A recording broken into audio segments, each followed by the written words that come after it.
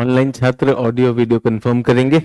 Audio video आप तक कैसा पहुंच रहा है, और आज की क्लास में टेस्ट भी करने। ये वाला था सौरमंडल पृथ्वी ग्रह, ये चल रहा था।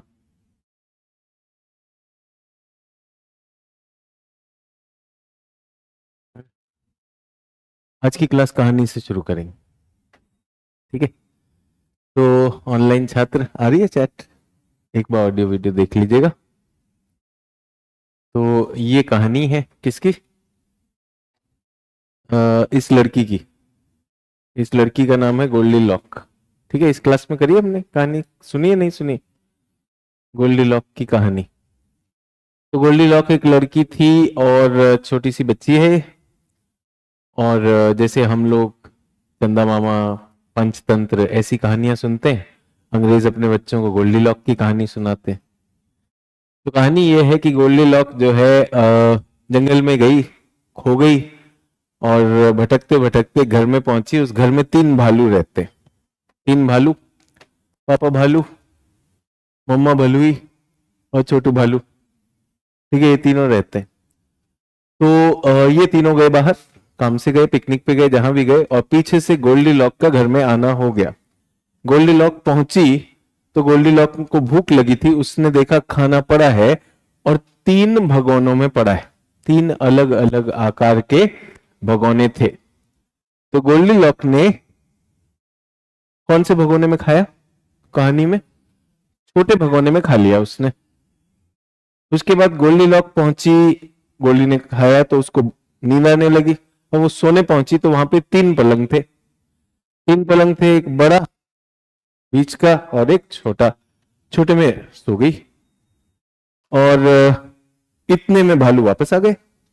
भालू वापस आ गए तो छुटकू ने देखा मेरे पलंग पे तो गोल्डी लॉक। तो छुटकू ने शोर मचाया, गोल्डी लॉक ने भी शोर मचाया। भालू देख के गोल्डी लॉक भाग गई और ये रह गए। कहानी खत्म। बोलिए क्या कहानी है?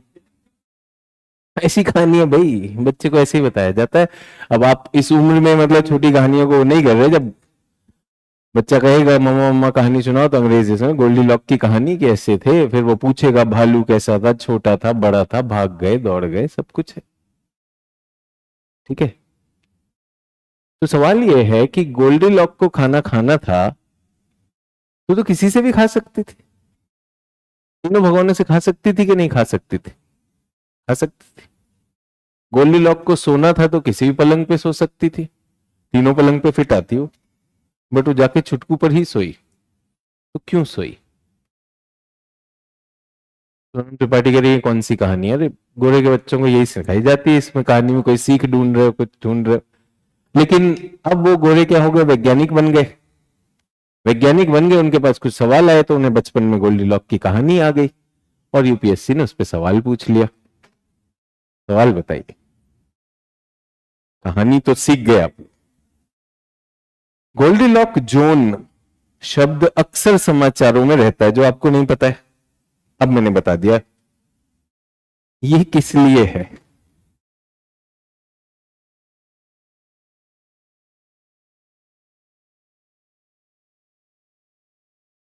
जल्दी से चुनिए। गोरों की कहानी तो हो गई। अब कहानी वहानी मैं कर चुका हूं। अब आपका काम यह है कहानी, क्योंकि प्रश्न पूछूं और आपको कहानी भी ना हो।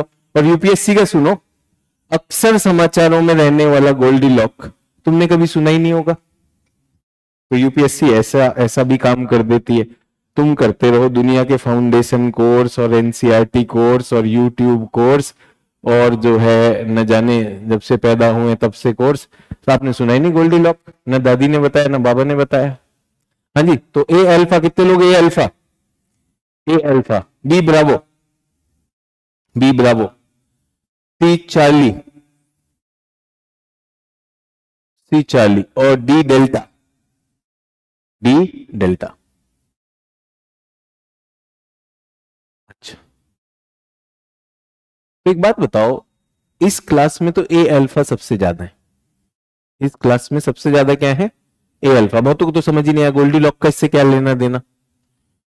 तो पहला ये आता है पृथ्वी की सतह के ऊपर the limit of habitable zone above the surface of अर्थ।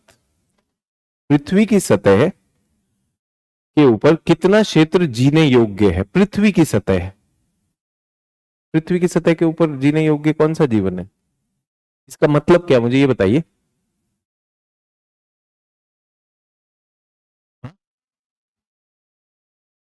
नहीं, पृथ्वी की सतह पे आप और मैं रह रहे हैं ना,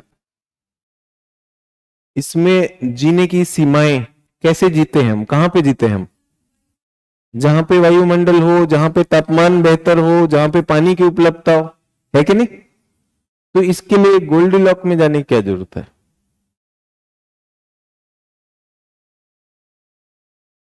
तो अब ये जो किसी ने कहा ये क्या कहानी हुई, ये क्या कहानी हुई, तो बात ये हो रही थी, बात ये हो रही थी, ये कहानी का संदर्भ बताता हूं, वैज्ञानिक इसे कैसे लेते हैं। तो बहुत से लोगों का ये मानना है कि पृथ्वी अकेला ग्रह ऐसा क्यों है कि इस पर जीवन है, केवल पृथ्वी ही ऐसा ग्रह क्यों है कि इस पर जीवन है।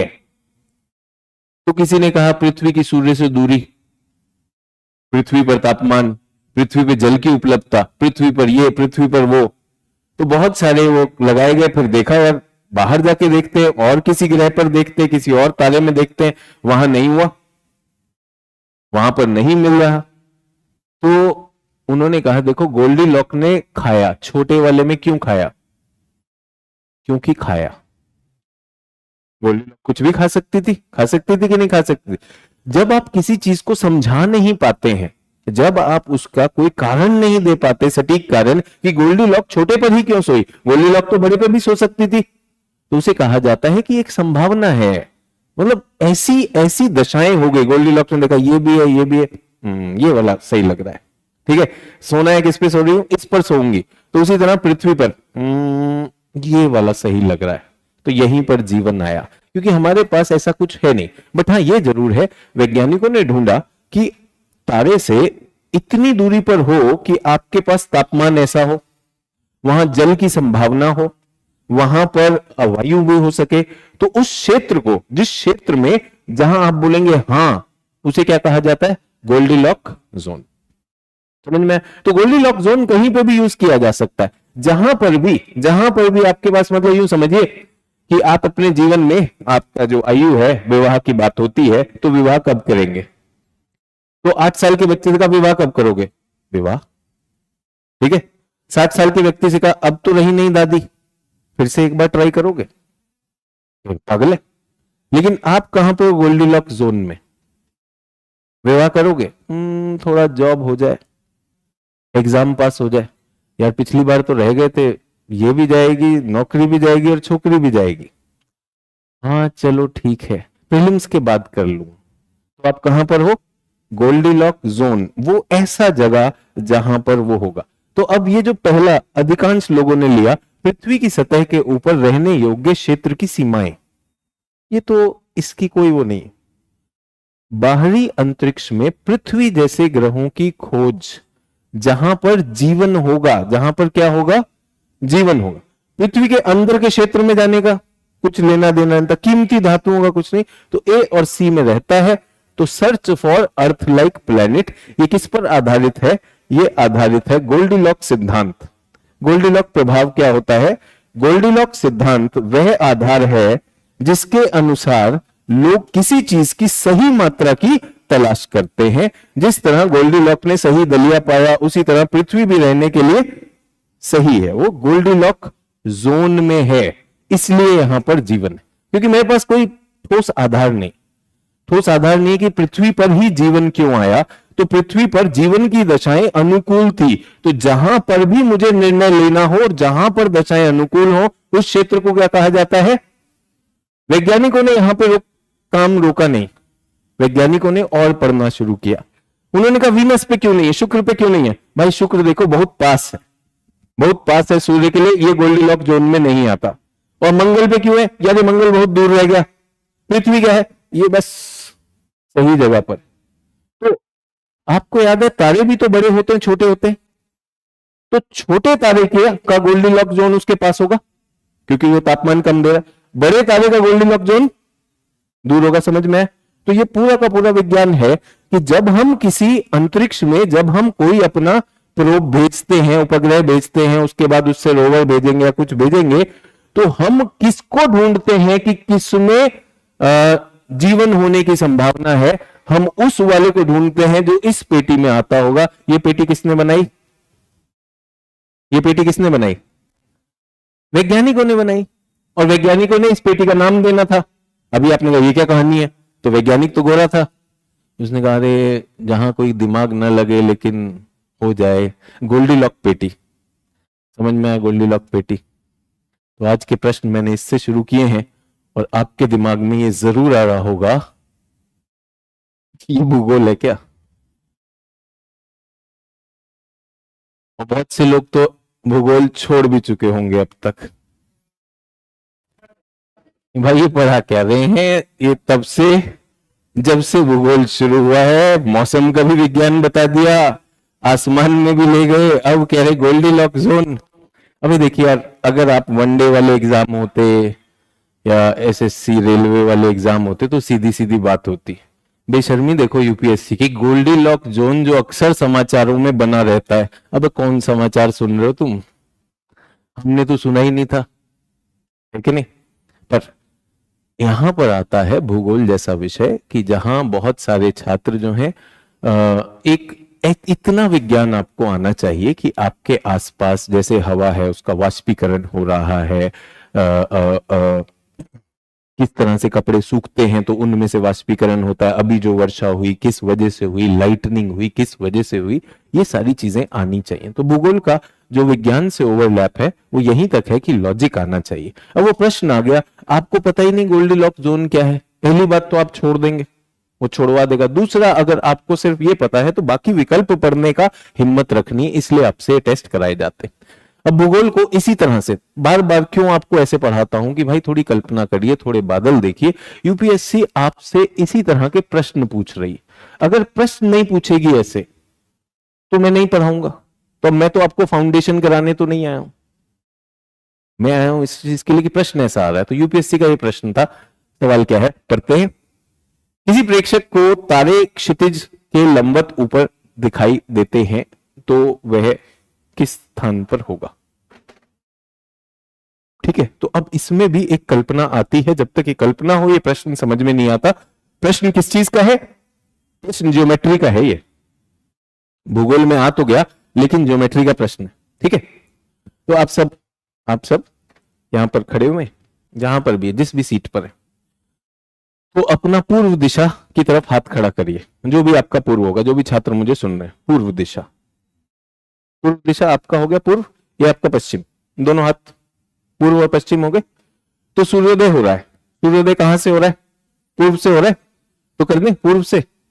तो सूर्य आपके कहां दिखेगा अगर सूर्योदय हो रहा है? तो सूर्योदय हो रहा है तो सूर्य कहां दिखेगा आपको? मेरे पश्चिम में। एकदम कहां पर दिख रहा है? मुझे अगर देखना हो तो मुझे 90 डिग्री घूमना पड़ेगा। 90 डिग्री पश्चिम घूमना पड़ेगा कि नहीं घूमना पड़ेगा? ठीक है, अच्छा। सूर्य कहीं से उठेगा, सूर्य उठेगा और अस्त हो जाएगा। उस रेखा को क्या कहते हैं? क्षितिज। उसको क्या कहते हैं? होराइजन। तो जिस रेखा से वो उठता है वो क्या कहलाता है? होराइजन कहलाता है। समझ में? अब सवाल क्या है कि यदि किसी प्रेक्षक को एक तारा उठता दिख रहा है, तारा हमारा सूर्य भी हो सकता है और कोई तारा भी हो सकता है, उसका उदय हुआ है और वो लंबवत उठ रहा है, यानी 90 डिग्री के कोण पर उठ रहा है, तो इसका मतलब वो उठते हुए दिखाई देता है, तो वह कहां पर स्थित है? The stars are seen to rise perpendicular to the horizon, where is he located? ठीक है, तो अब जो तारे हैं, तारे जो है विषुवतीय पेटी के चारों तरफ जो है वो दिखाई दे रहे हैं। तो उठते कहां से हैं? यहां से उठेंगे और यहां से। अब आप यूं सोचिए कि आप विषुवत रेखा पर हैं, तारे उठे और कहां पे अस्त हो जाएंगे? तो जब उठेगा तो किस एंगल पे उठेगा? 90 डिग्री के कोण पर। ये क्षितिज है, क्षितिज से 90 डिग्री। ठीक है, ये। अब आप यूं समझिए कि हम एक गोलाकार पृथ्वी पर हैं और मैं ध्रुव पर हूं, मैं ध्रुव पर हूं। आप सोचिए एक पूरा गोलाकार पृथ्वी है, आप विषुवत पर नहीं हो, आप ध्रुव पर हो, तारे तो यहां से उठ के जाएंगे ना, तो तारे आपको कैसे दिखाई देंगे? क्या वो लंबवत उठेगा? तो मैं आपको बताना चाहता हूं कि जब आप उत्तरी गोलार्ध में ध्रुवों के पास होते हैं, सूर्योदय ऐसे होता है, यहां से उठता है सूर्य और आपकी आंखों के सामने ढल जाता है, ऐसे ढल जाता है, वो कभी भी ऊपर नहीं आता। क्यों नहीं आता? सोच के देखिए, आप तो ध्रुव से देख रहे हैं, सूर्य कहां पर है? सूर्य तो वहीं पर रहता है ना, नीचे नीचे इक्वेटर के चारों तरफ चक्कर लगा रहा है, तो इनको कैसा दिखाई देगा? एक कोण पे दिखाई देगा कि नहीं दिखाई देगा? तो प्रश्न है जियोमेट्री का, प्रश्न है जियोमेट्री का कि ये पृथ्वी है और सूर्य और तारे कहां से उठे हैं? ये यहां से उठे हैं, तो यहां वाले को तो लंबवत दिखाई देगा, लेकिन यहां वाले को एक कोण पे दिखाई देगा कि नहीं दिखाई देगा? जब कोई पर्यवेक्षक तारों को क्षितिज के लंबवत उठता देखता है तो इसका मतलब है पृथ्वी के भूमध्य रेखा पर होगा, ताकि वो ऐसे उठे, ऐसे गिर गए। लेकिन अगर मैं ध्रुव पर हूं तो ध्रुव तो वो विषुवत पे उठा और विषुवत पे ही गिर गया, वो इस तरह गिरेगा, तो एक कोण पर दिखाई देता है। ऐसा इसलिए होता है क्योंकि पृथ्वी का भूमध्य रेखा एकमात्र स्थान है जहां आकाशीय भूमध्य रेखा पृथ्वी के भूमध्य रेखा का आकाशीय गोले पर क्षितिज से लंबवत। अब इतनी कठिन हिंदी आ गई, कहां से समझ रहे हैं, कैसे समझ रहे हैं, नहीं आता है। ठीक है, तो अगर हम बात कर रहे हैं,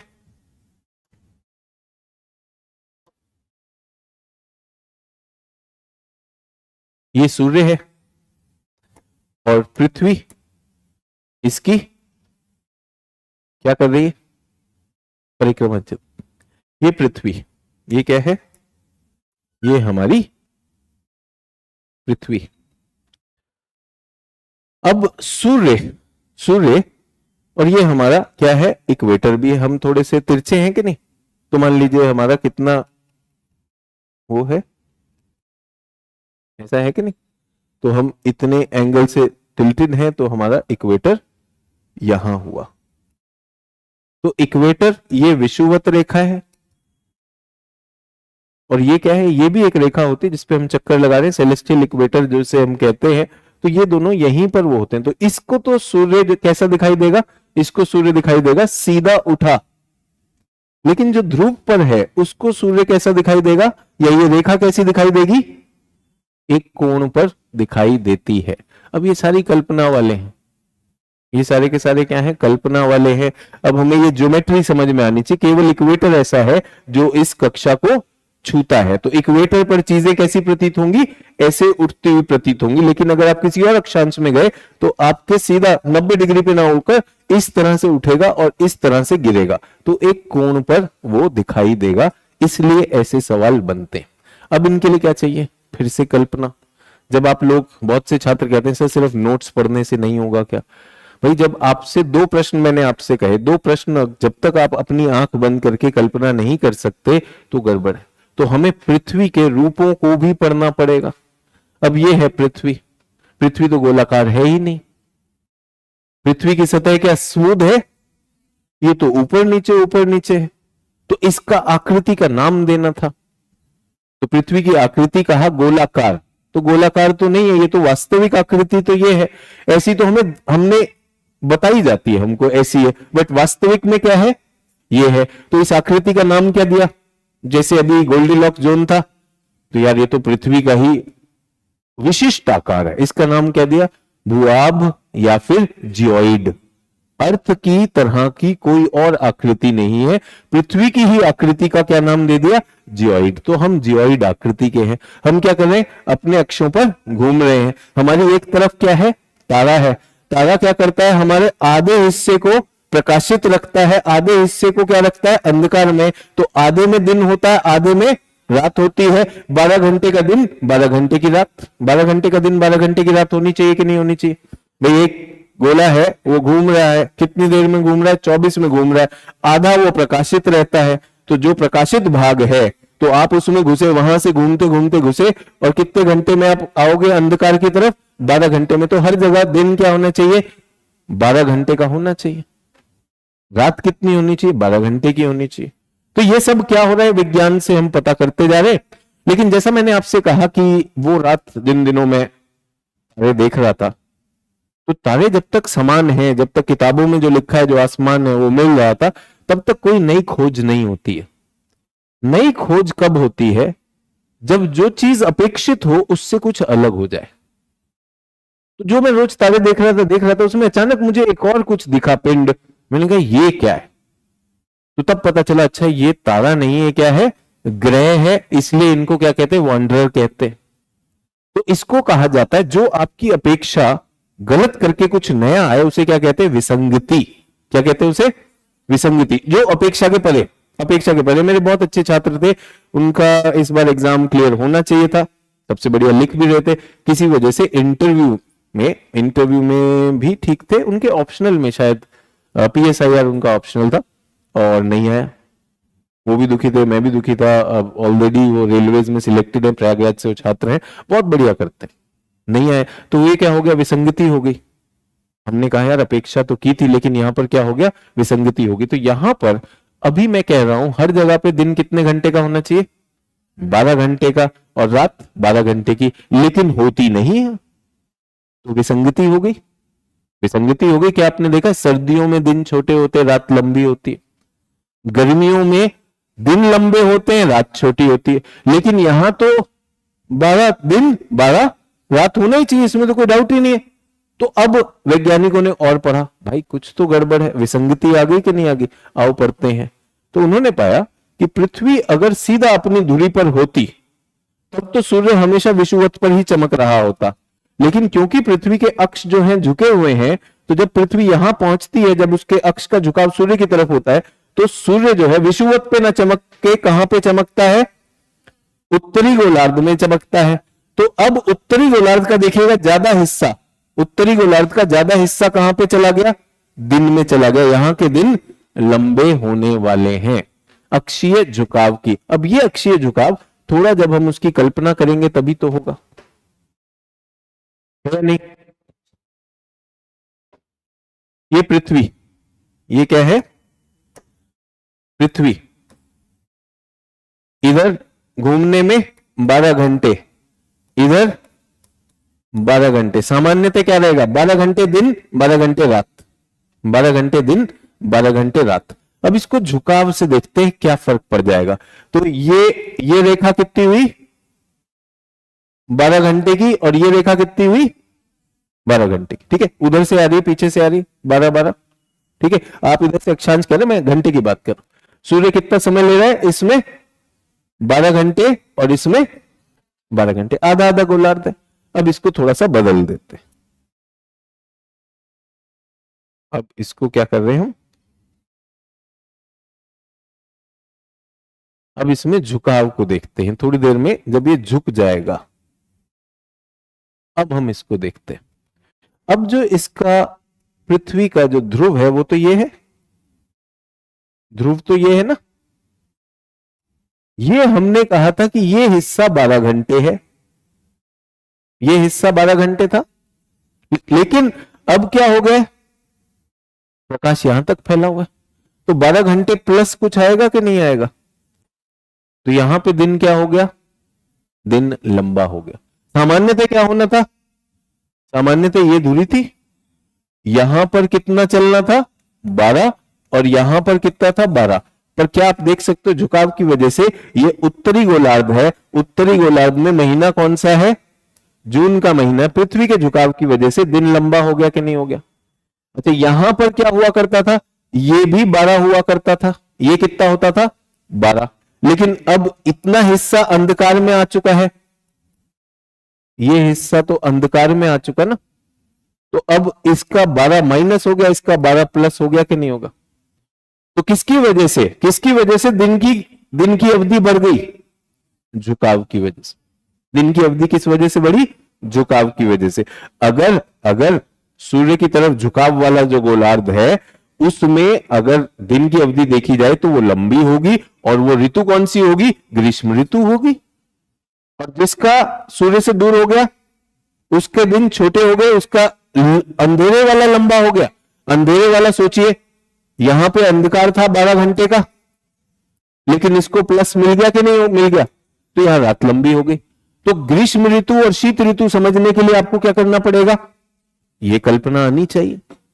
तो पृथ्वी का अपने अक्षों से झुकाव दिन की अवधि निर्धारित करता है और ऋतु भी निर्धारित करता है। अब सभी लोग सोचिए, अगर पृथ्वी में झुकाव ना होता और पृथ्वी सूर्य के चक्कर काट रही होती तो कोई मौसम नहीं आता, कोई झुकाव नहीं होता, हर जगह कितने होते, 12 घंटे का दिन। लेकिन इसमें ये चाहे झुकाव हो चाहे ना झुकाव हो, ये भाई कुछ नहीं बदलता है, इसमें कुछ नहीं बदलता है, ये 12-12 ही रहता है।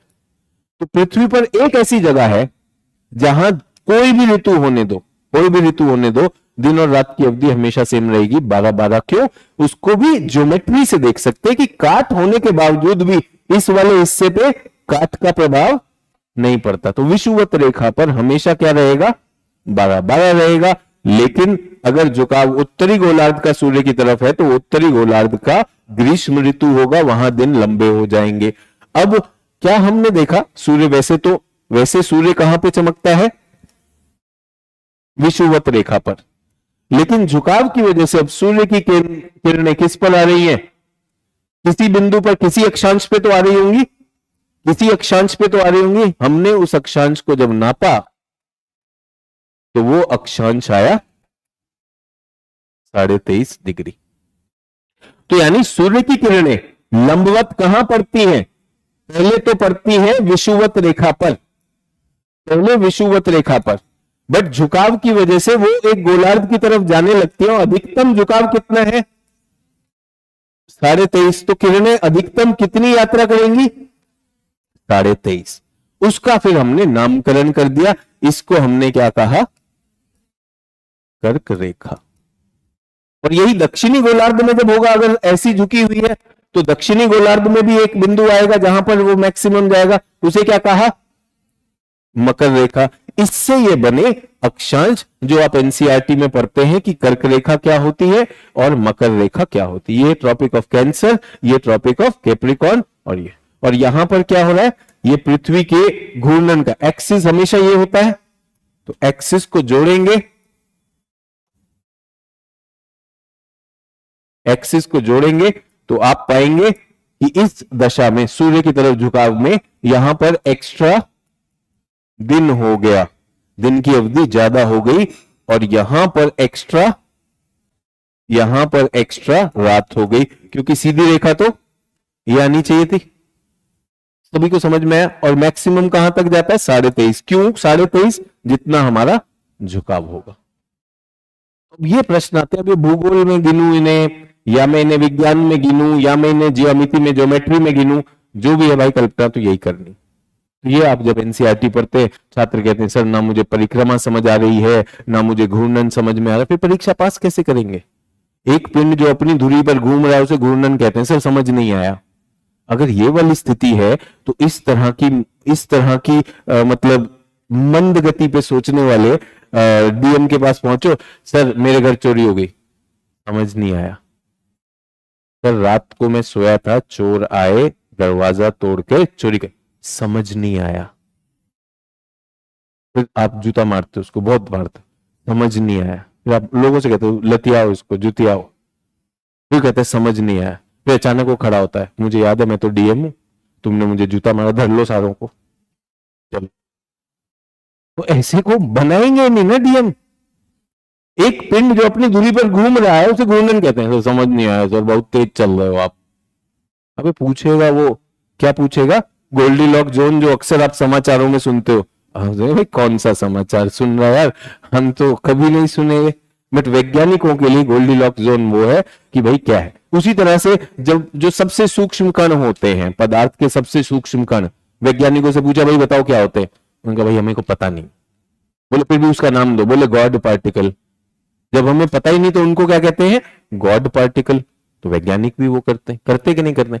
अब सर ऊट क्लाउड दिखाओ मुझे, ऊट क्लाउड क्या है। वैज्ञानिकों ने, श्रीमान जन ऊट ने कहा कि एक बाहरी सीमा होनी चाहिए, तो एक सैद्धांतिक सीमा क्या बना दी, ऊट क्लाउड। सर मुझे समझ नहीं आ रहा ऊट क्लाउड, सर दिखाओ। अबे किसी ने नहीं देखा है, सोचा ही तो है। तो that's what we are talking about.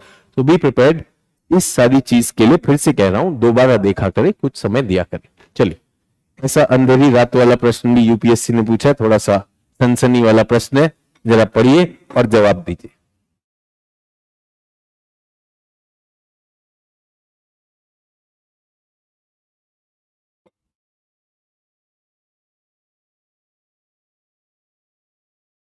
Darakhshan, आप जरा पढ़ाई करो, ये बच्चों वाली बात मत करो, आपके सवाल सिर्फ समय व्यर्थ करने वाले होते हैं। आपको कुछ समझ नहीं आया जो मैंने कहा।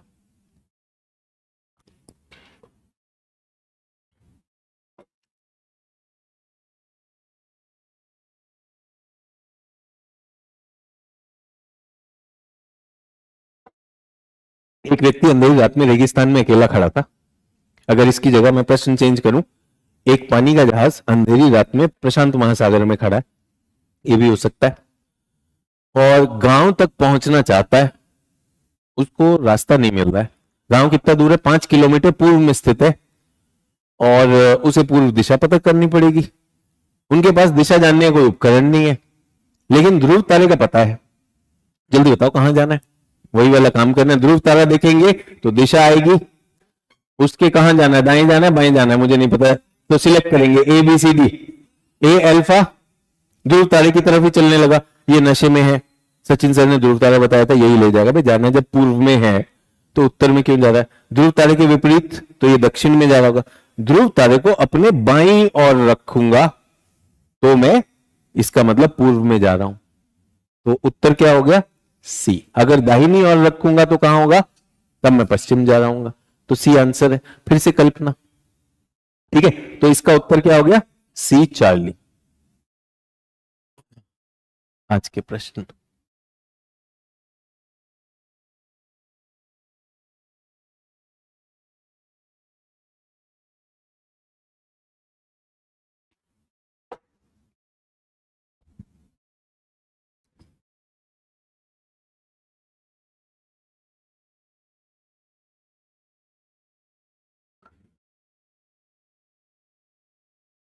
सिलेक्ट करेंगे, alpha Bravo Charlie delta.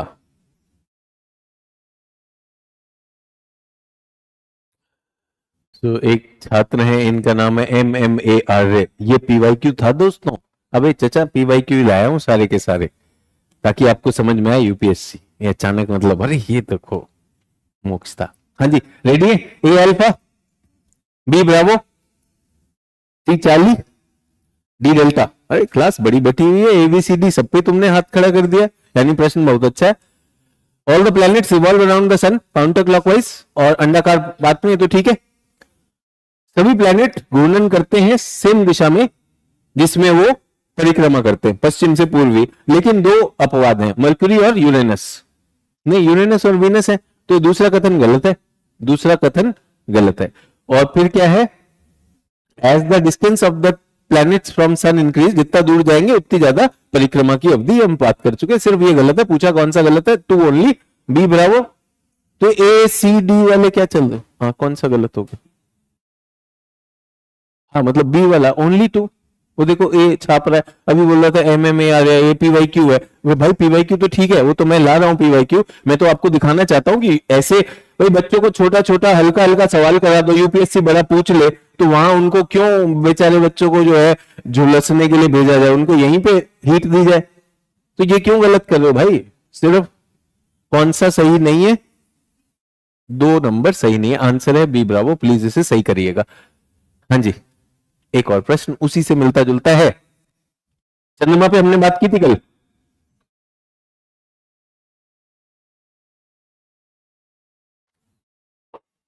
Hindi चाहिए सर, हिंदी आ गया, sorry.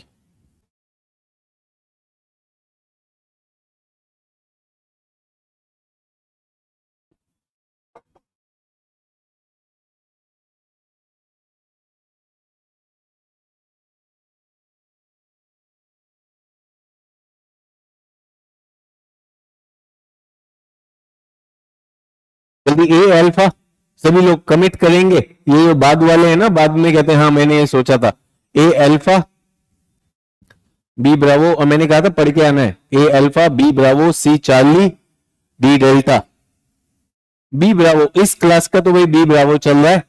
Earth is almost identical, पृथ्वी का आकार और आकृति मंगल के बराबर है, नहीं वीनस के बराबर है। शुक्र ग्रह को ट्विन ग्रह कहा जाता है। पहला कथन गलत हो गया, पूछ कौन से रहे, सही वाला ढूंढना है, तो पहला तो गलत हो गया। चंद्रमा का व्यास पृथ्वी के व्यास का केवल 3/4। 3/4 तो बहुत बड़ा होता है भाई, 1/4 हो सकता है, 3/4 नहीं हो सकता। अनुमान भी लगाना पड़ सकता है वहां पर, सोचिएगा, क्योंकि आपको पढ़ाया गया, हो सकता है आपको एग्जैक्ट वैल्यू ना पता हो। हो सकता है आपको एग्जैक्ट वैल्यू ना पता हो, पर 3/4 इतना बड़ा है? इतना बड़ा नहीं, काफी छोटा है, तो व्यास हो जाता है 1/4। Moon completes the revolution of the earth 27 दिन 3 घंटे। तो ये आपको बताया था 27 1/3, 3 घंटे नहीं 1/3, 27 दिन 8 घंटे लिखवाया था कल, कल लिखवाया भी था, दिखाया भी था सर, वो रिवाइज नहीं करा, तो फिर टेस्ट क्यों दे रहे हो? तो ये गलत है, ये गलत है, कौन सा सही है फिर? केवल कोई भी सही नहीं है, डी डेल्टा है। सारे गलत हो गए कि नहीं हो गए? सारे गलत। साइज में वो होता है, डायमीटर 1/4 होता है, और 27 दिन 8 घंटे। करना होगा ना, कल ही तो पढ़ा है भाई, कल ही पढ़ा है, आपको बता के पूछ रहा हूं, ऐसा भी नहीं कि नहीं वो किया। और पूरी क्लास जो है गड़बड़ाई है इसमें, 2 प्रश्न दोनों में गड़बड़ाई क्लास। अभी भी मौका है, इज्जत बचा लो।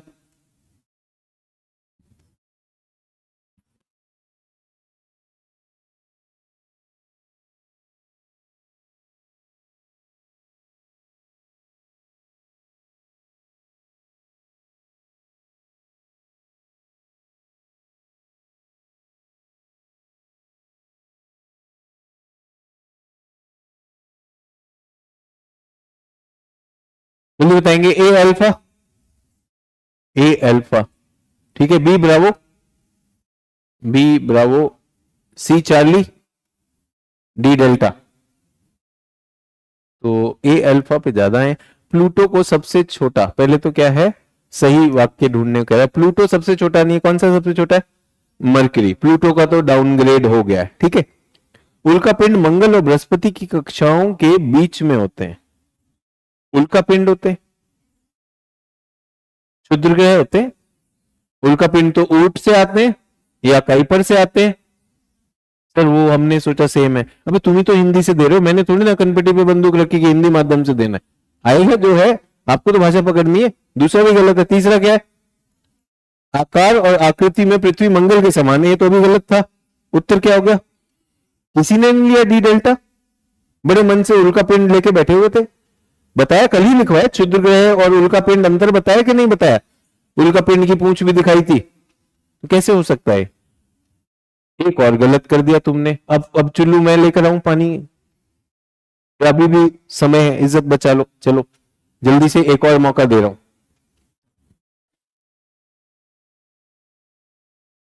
ये जानते हुए कि तुम लोगों को क्षुद्र ग्रह नहीं आता, क्षुद्र ग्रह पे सवाल बना दिया मैंने।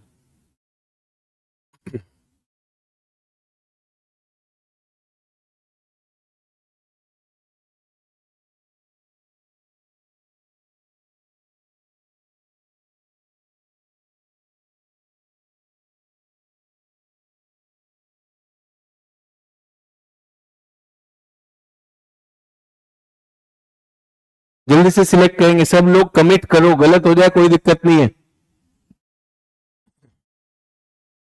चलिए, तो क्या मानू इसको? ए अल्फा, ए अल्फा, पूरी क्लास ए अल्फा जा रही है जोश के साथ। इस बार पूरी इज्जत का सवाल है, एकदम चेन्नई सुपर किंग्स की तरह नहीं खेलना है, कोई मैच जीत ही नहीं रहा है।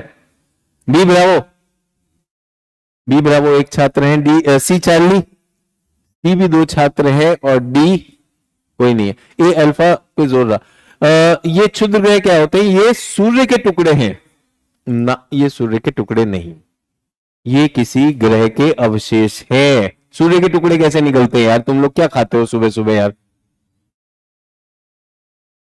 तो कैसे सूर्य के टुकड़े हो सकते हैं? सूर्य के नहीं, ग्रह के टुकड़े हैं। किसी ग्रह के, कोई ग्रह हुआ करता था, उसके अवशेष जो यहां पर हैं। दूसरा क्या है? छोटे छोटे टुकड़े हैं मंगल और बृहस्पति के बीच। हाँ ये ठीक है, ये सूर्य के चारों ओर चक्कर लगाते, 2 और 3, 2 और 3। पूछा गया है कौन सा सही नहीं है, तो कौन सा सही नहीं है? पहला वाला सही नहीं है, ए अल्फा। ए अल्फा सही उत्तर है। बाकी लोग बी सी डी वाले क्यों कर रहे थे ये मुझे नहीं पता। ए अल्फा इसका सही उत्तर है। हाँ जी, अभी भी मौका है, मैं सारे मौके दे रहा हूं आपको। जो पढ़ के आए हैं उनके पास अवसर होना चाहिए आत्मविश्वास बढ़ाने का। नीले ग्रह के बारे में कौन सा कथन सही है? पृथ्वी के बारे में आ गया भाई।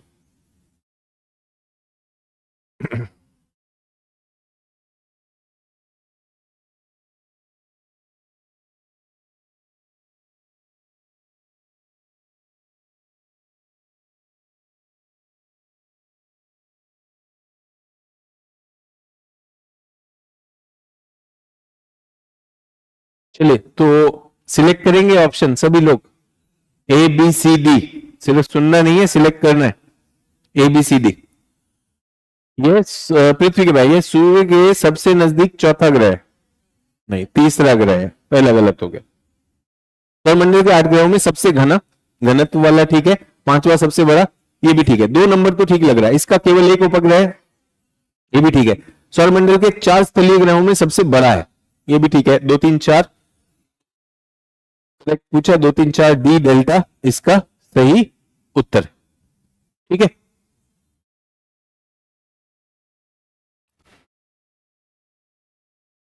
हाँ जी, इसका हिंदी नहीं उपलब्ध है, ग्रह है और उसका चंद्रमा है, ग्रह और उसका चंद्रमा, इसमें मिलान करेंगे।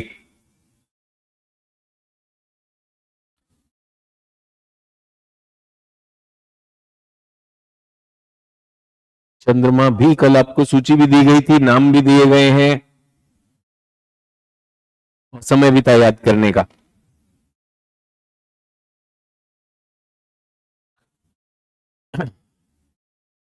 कनेक्ट करें, ए अल्फा, ए अल्फा एक छात्रा, बी ब्रावो, अधिकांश लोग B bravo, C Charlie, D delta, D delta, तो हमारे पास क्या है, बी ब्रावो आया। देखें तो मार्च का तो क्या है, फिबोस और डीमोस, ऐसा है ना, तो डीमोस दिया हुआ है, 1 का सी, 1 का सी, यानी इन्हीं दोनों में से होना है। जुपिटर का 4 बताए थे आपको, आयो, गैनीमीड, कैलिस्टो, यूरोपा, जो गैलीलियन है, तो यूरोपा ये ए हो गया। उसके बाद सैटर्न, सैटर्न के किस कैसीनी गया और जाके किस चंद्रमा पे लैंड किया, टाइटन। यूरेनस आपको नहीं भी आता था तो आप मिरांडा से निकाल लोगे, तो उत्तर है बी ब्रावो, उत्तर है बी ब्रावो, ये आपका मंगल के 2 है। जुपिटर में 97 है, कल लिखवाए थे, 96 97 कुछ लिखवाया होगा। गैलीलियो ने जो 4 निकाले थे वो भी बता दिया।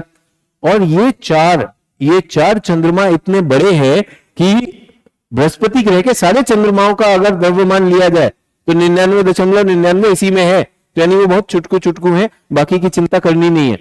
सैटर्न पहला planet to have more than 100 moon, 100 का आंकड़ा किसने पार किया, पहली सेंचुरी सैटर्न ने लगाई, 145 है मई 2023 के आकलन के अनुसार।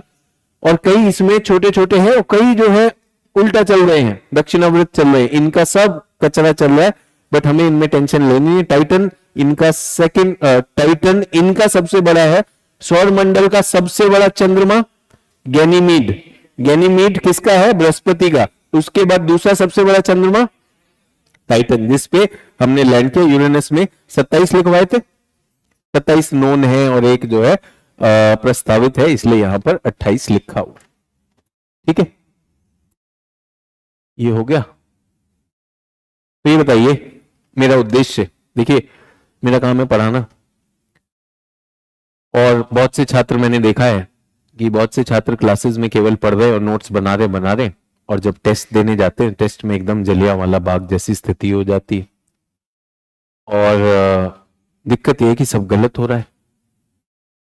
पढ़ते समय तो सब लग रहा था, सब चंगा सी, अब जब डाउट भी आता है तो डाउट भी नहीं पूछ सकते और मार्क्स भी नहीं बढ़ रहे, और ये भी नहीं पता कहां से कोई क्वेश्चन आ जाएगा। जो पढ़ाता हूं उससे संबंधित यूपीएससी में, स्टेट पीसीएस में, कहीं पर भी जिस भी प्रकार के प्रश्न आए, सारे प्रश्न नहीं कह रहे, जिस प्रकार के प्रश्न आए सारे प्रकार आपके सामने रख दिए। पढ़ने का आपको समय दिया, पढ़ने के बाद आपको साथ साथ में यह भी कहा कि भाई देखो, गलती करनी मेरे साथ करो, गलती करनी खूब मजे से करो, भाई ये है क्लास करने के लिए, गलती करने के लिए। अब आप एक शिक्षक से दूसरा शिक्षक, तीसरा शिक्षक, एक टेस्ट सीरीज से एक टेस्ट सीरीज, दूसरा टेस्ट सीरीज, और जाके बस बेचारे बन रहे हैं। आत्मविश्वास लेके जाना भाई, यही हमने वायुमंडल के साथ किया था, यही हम इसके साथ कर रहे हैं। क्या यहाँ पे प्रश्न खत्म हो जाते, नहीं खत्म हो जाते, लेकिन आपको प्रश्नों की शैली पता चल गई। अच्छा, चंद्रमा पे भी पूछ सकता है, पृथ्वी ग्रह पे पूछ सकता है, इसकी गतियों पे पूछ सकता है कि नहीं पूछ सकता, जहां पे अंतरिक्ष में पूछ सकता है, उनके जो है अंतरिक्ष के ग्रहों के बारे में, उनके उपग्रहों के बारे में, अंतरिक्ष में जीवन क्यों नहीं, वो सारी चीज पूछ सकता है, पूछ सकता है। तो ये सिर्फ क्या होते हैं, उदाहरण होते हैं। तो मुझे लगता है कि एक सूत्री पढ़ाना, सिर्फ पढ़ा के चले जाओ कि हो गया, वो तो सब पढ़ा देंगे। सिलेबस खत्म करवाना भूगोल का, मैं तो कह रहा हूं मेरे से पढ़ने के बाद आप करवा दो। बहुत से इन कोचिंग्स में बहुत सारे ऐसे होते हैं जो शिक्षक ही होते हैं, वो नोट्स लिख रहे होते हैं। कल किसी ने मुझसे कहा, मैं एक शिक्षक से बात कर रहा था, उसने कहा सर भूगोल वैकल्पिक विषय में सर जो आपने हिंदी में पढ़ाया है सर, उसके समतुल्य कहीं पर कुछ नहीं है, आपने अंग्रेजी के बराबर उसको करा दिया, बहुत हाई लेवल कराया है। मैंने कहा भाई वैकल्पिक विषय है, अभी उसमें मैंने आपसे बोला सुधा के 291 आए, हम 300 प्लस का टारगेट कर रहे हैं। बोला हाँ सर वो सब ठीक है, ये तो बहुत अच्छी बात मैंने कही, लेकिन सर ना हिंदी माध्यम वालों का ना अभी स्तर नहीं है सर, वो उतना ऊंचा पहुंच पाए। मैंने कहा अगर हिंदी माध्यम वालों का स्तर नहीं है तो इसका मतलब शिक्षक अपना स्तर गिरा दे। आप सोच के देखिए, जो परीक्षा का स्तर है मैं वो ना पढ़ाऊं, मैं क्या पढ़ा दूं, उसमें नीचे पढ़ा दूं, मेरा भी बढ़िया आपका भी बढ़िया, सब वो है।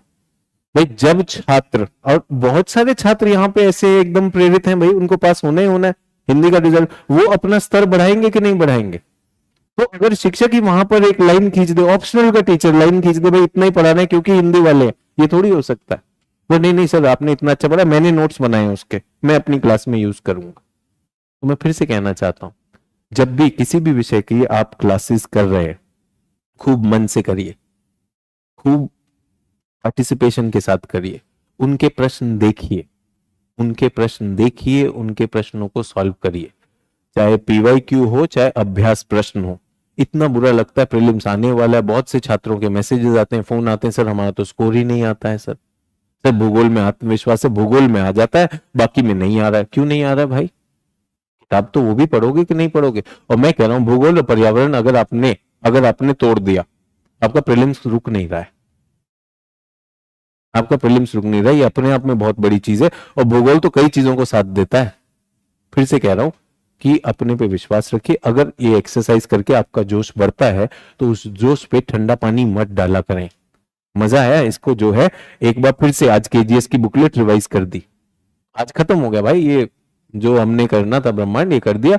हाँ इसमें विज्ञान की भी बातें आई, मैंने विज्ञान की भी बातें की, उनसे हमें डरना नहीं था। तो हमने जब जलवायु की बात की, हमने कहा वाष्पीकरण भी समझते, ये भी समझते, क्या दिक्कत है, गुप्त ऊष्मा क्या होती है पता होनी चाहिए, होनी चाहिए कि नहीं होनी चाहिए, वो सारी चीजें आएंगी। तो फिर से कह रहा हूं, अपनी एनसीईआरटी पे विश्वास रखिए। हिंदी माध्यम के बच्चों को रिजल्ट चाहिए, तो ये भाषा, अभी देखो कितने बुरे फंसे हम लोग, उल्का पिंड को हमने कुछ इज्जत ही नहीं दी। उल्का पिंड और क्षुद्र ग्रह अगर दो अलग चीजें, तो हमें हिंदी भाषा आनी चाहिए कि नहीं आनी चाहिए। तो हमने वो कैसे गलती कर दी भाई, वो होना ही नहीं चाहिए। ये मेरी ऑफलाइन क्लास ने गलती की है। वो जब मैं लिख रहा हूं कि उल्का पिंड जो है इसमें होते हैं, उल्का पिंड नहीं होते, कल ही तो बताया, हाँ बताया तो था वो सारी चीज, ठीक है। ये इनका नाम अजय है सर, क्या ऑनलाइन वालों के पास किसी के पास केजीएस की बुक ले, भाई पहले दिन ही डलवा दी थी, पहले दिन डलवा दी थी, बैच में यहाँ कंफर्म कर लिया था, वो कंफर्म कर लिया था, यहाँ पे बस एकदम वो जो है ना क्रंदन करने वाला, अरे हमें तो कुछ नहीं मिल रहा, हम अभागे हैं, ये हैं वो हैं, एक दो और है। बहुतों को तो अपना चैट भी नहीं देखना आता, तो पहले दिन ही टीम से कह के कि भैया डलवाइए, आपके जो लेक्चर है, लेक्चर के साथ उसमें ये भी बताया, अनाउंसमेंट होता है, पीडीएफ होता है, मटेरियल होता है, वहां पे वो डली। वो देखो एनसीईआरटी कौन सी ले, रोज बता रहे होते हैं। तो आप ये सोचिए सीरियस बच्चा है, सर मेरी मदद करिए सर, मेरा रिकॉर्डिंग क्लास नहीं चल रहा है, तो मैं क्या करूं, आप बताओ मैं क्या मदद करूं, मैं क्या मदद करूं। हमें अपना केजीएस का ऐप यूज करना नहीं आता है, हमें केजीएस में मटेरियल सेक्शन में जाना नहीं आता है, हम क्लासेस को जब मर्जी करता है तब हम देखना शुरू कर देते हैं, जिस मर्जी शिक्षक का देखे, आज ये वाला सिनेमा दिखाएंगे, नाचो, ये बढ़िया गा रहे हो गाओ, ये वाला चलेगा तो कहां से होगा। उसके बाद अरे आज नाच रहे, रुको रुको रुको, तुम्हारा नाच में आवाज नहीं आ रही, तुम्हारा ऑडियो सही करो, क्या समझे हो, इसको शिक्षा समझ रहे हैं, बट चल रहा है। अगले विषय पर आ रहा हूं, यहां भी भूगोल नहीं है, यहां भी कौन है, भूगर्भ शास्त्र है। यहां क्या है, भूगर्भ शास्त्र है। तो भूगर्भ शास्त्र में हम कहां पर हैं, यहां वैज्ञानिक आते हैं फिर से, और इन्हें हमें पृथ्वी के अंदर के बारे में बताना है, ठीक है। तो अब क्या शुरू कर रहा हूं मैं, पृथ्वी की आंतरिक संरचना।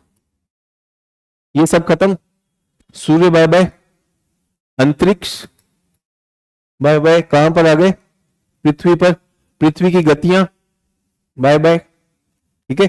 ये सारी चीज, ये जितने भी लोग हैं कि हमें नहीं मिला ना मिला, तो पहली बात, मैं आपकी वजह से अभी चैट बंद कर रहा हूं और मैं निश्चित रूप से क्लियर हूं, मैं निश्चित रूप से क्लियर हूं कि आप लोगों के चैट पढ़ने का मतलब शिक्षक को अपना बैच नहीं चलने देना, नंबर 1।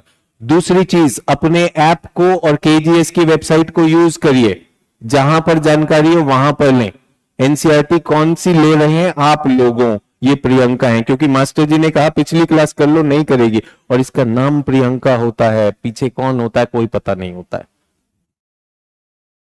पर प्लीज करंट अफेयर्स के बारे में भी बताइए, और कुछ ना बताऊं कि आईपीएल में या वो ड्रीम 11 में टीम ना बनाए बैठकर, ये भी फरमाइए। चलिए आज शुरू करिए, मास्टर जी बंद करो, पूछो तो सोचो, यही आने लगता है सर एनसीईआरटी रोज लगातार। मैंने ही 5 क्लास में बताया कि भाई ये एनसीईआरटी ये वही चलता रहेगा, ठीक है।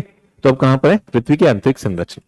तो आपको आपके हाथ में एक बड़ा सा मैंने चट्टानी टुकड़ा दिया, एक बड़ा सा चट्टानी टुकड़ा दिया, और वो आपको दिख रहा है सफेद रंग का। किसका दिख रहा है, सफेद रंग का, संगमरमर लग रहा है आपको, ठीक है। तो एक संगमरमर का एक बड़ा सा शेल का टुकड़ा मैंने आपसे दिया, तो मैंने आपसे कहा ये क्या है, आप जानते हो संगमरमर क्या है, तो आपने कहा सचिन सर ये संगमरमर का चट्टान का टुकड़ा है।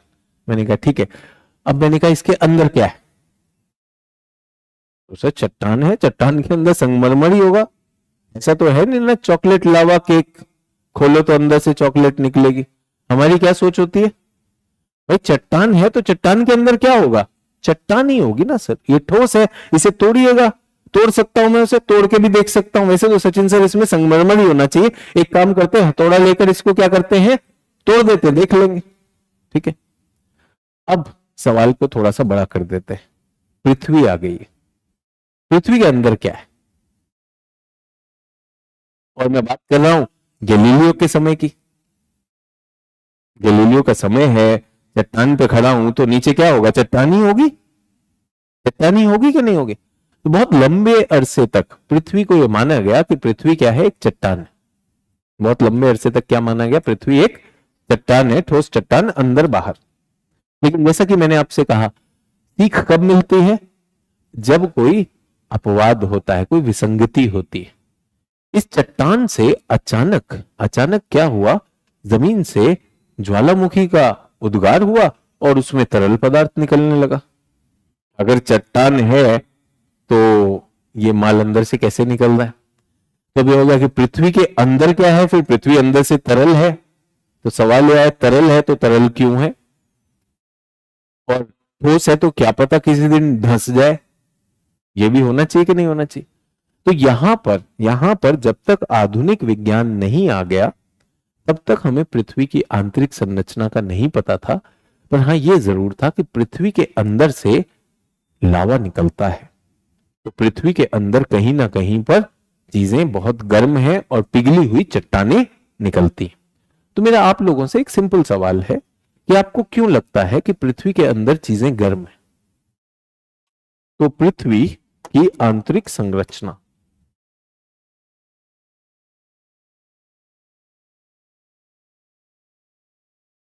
पृथ्वी की आंतरिक संरचना।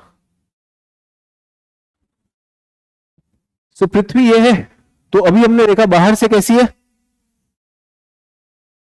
आकृति को क्या कहा, ये आइडिया तो आज पता है ना, वर्तमान में उनका क्या करना था मैं बताता हूं। ये जो हमारे यूनान में ऐसा माना जाता है, पृथ्वी क्या है, एक सपाट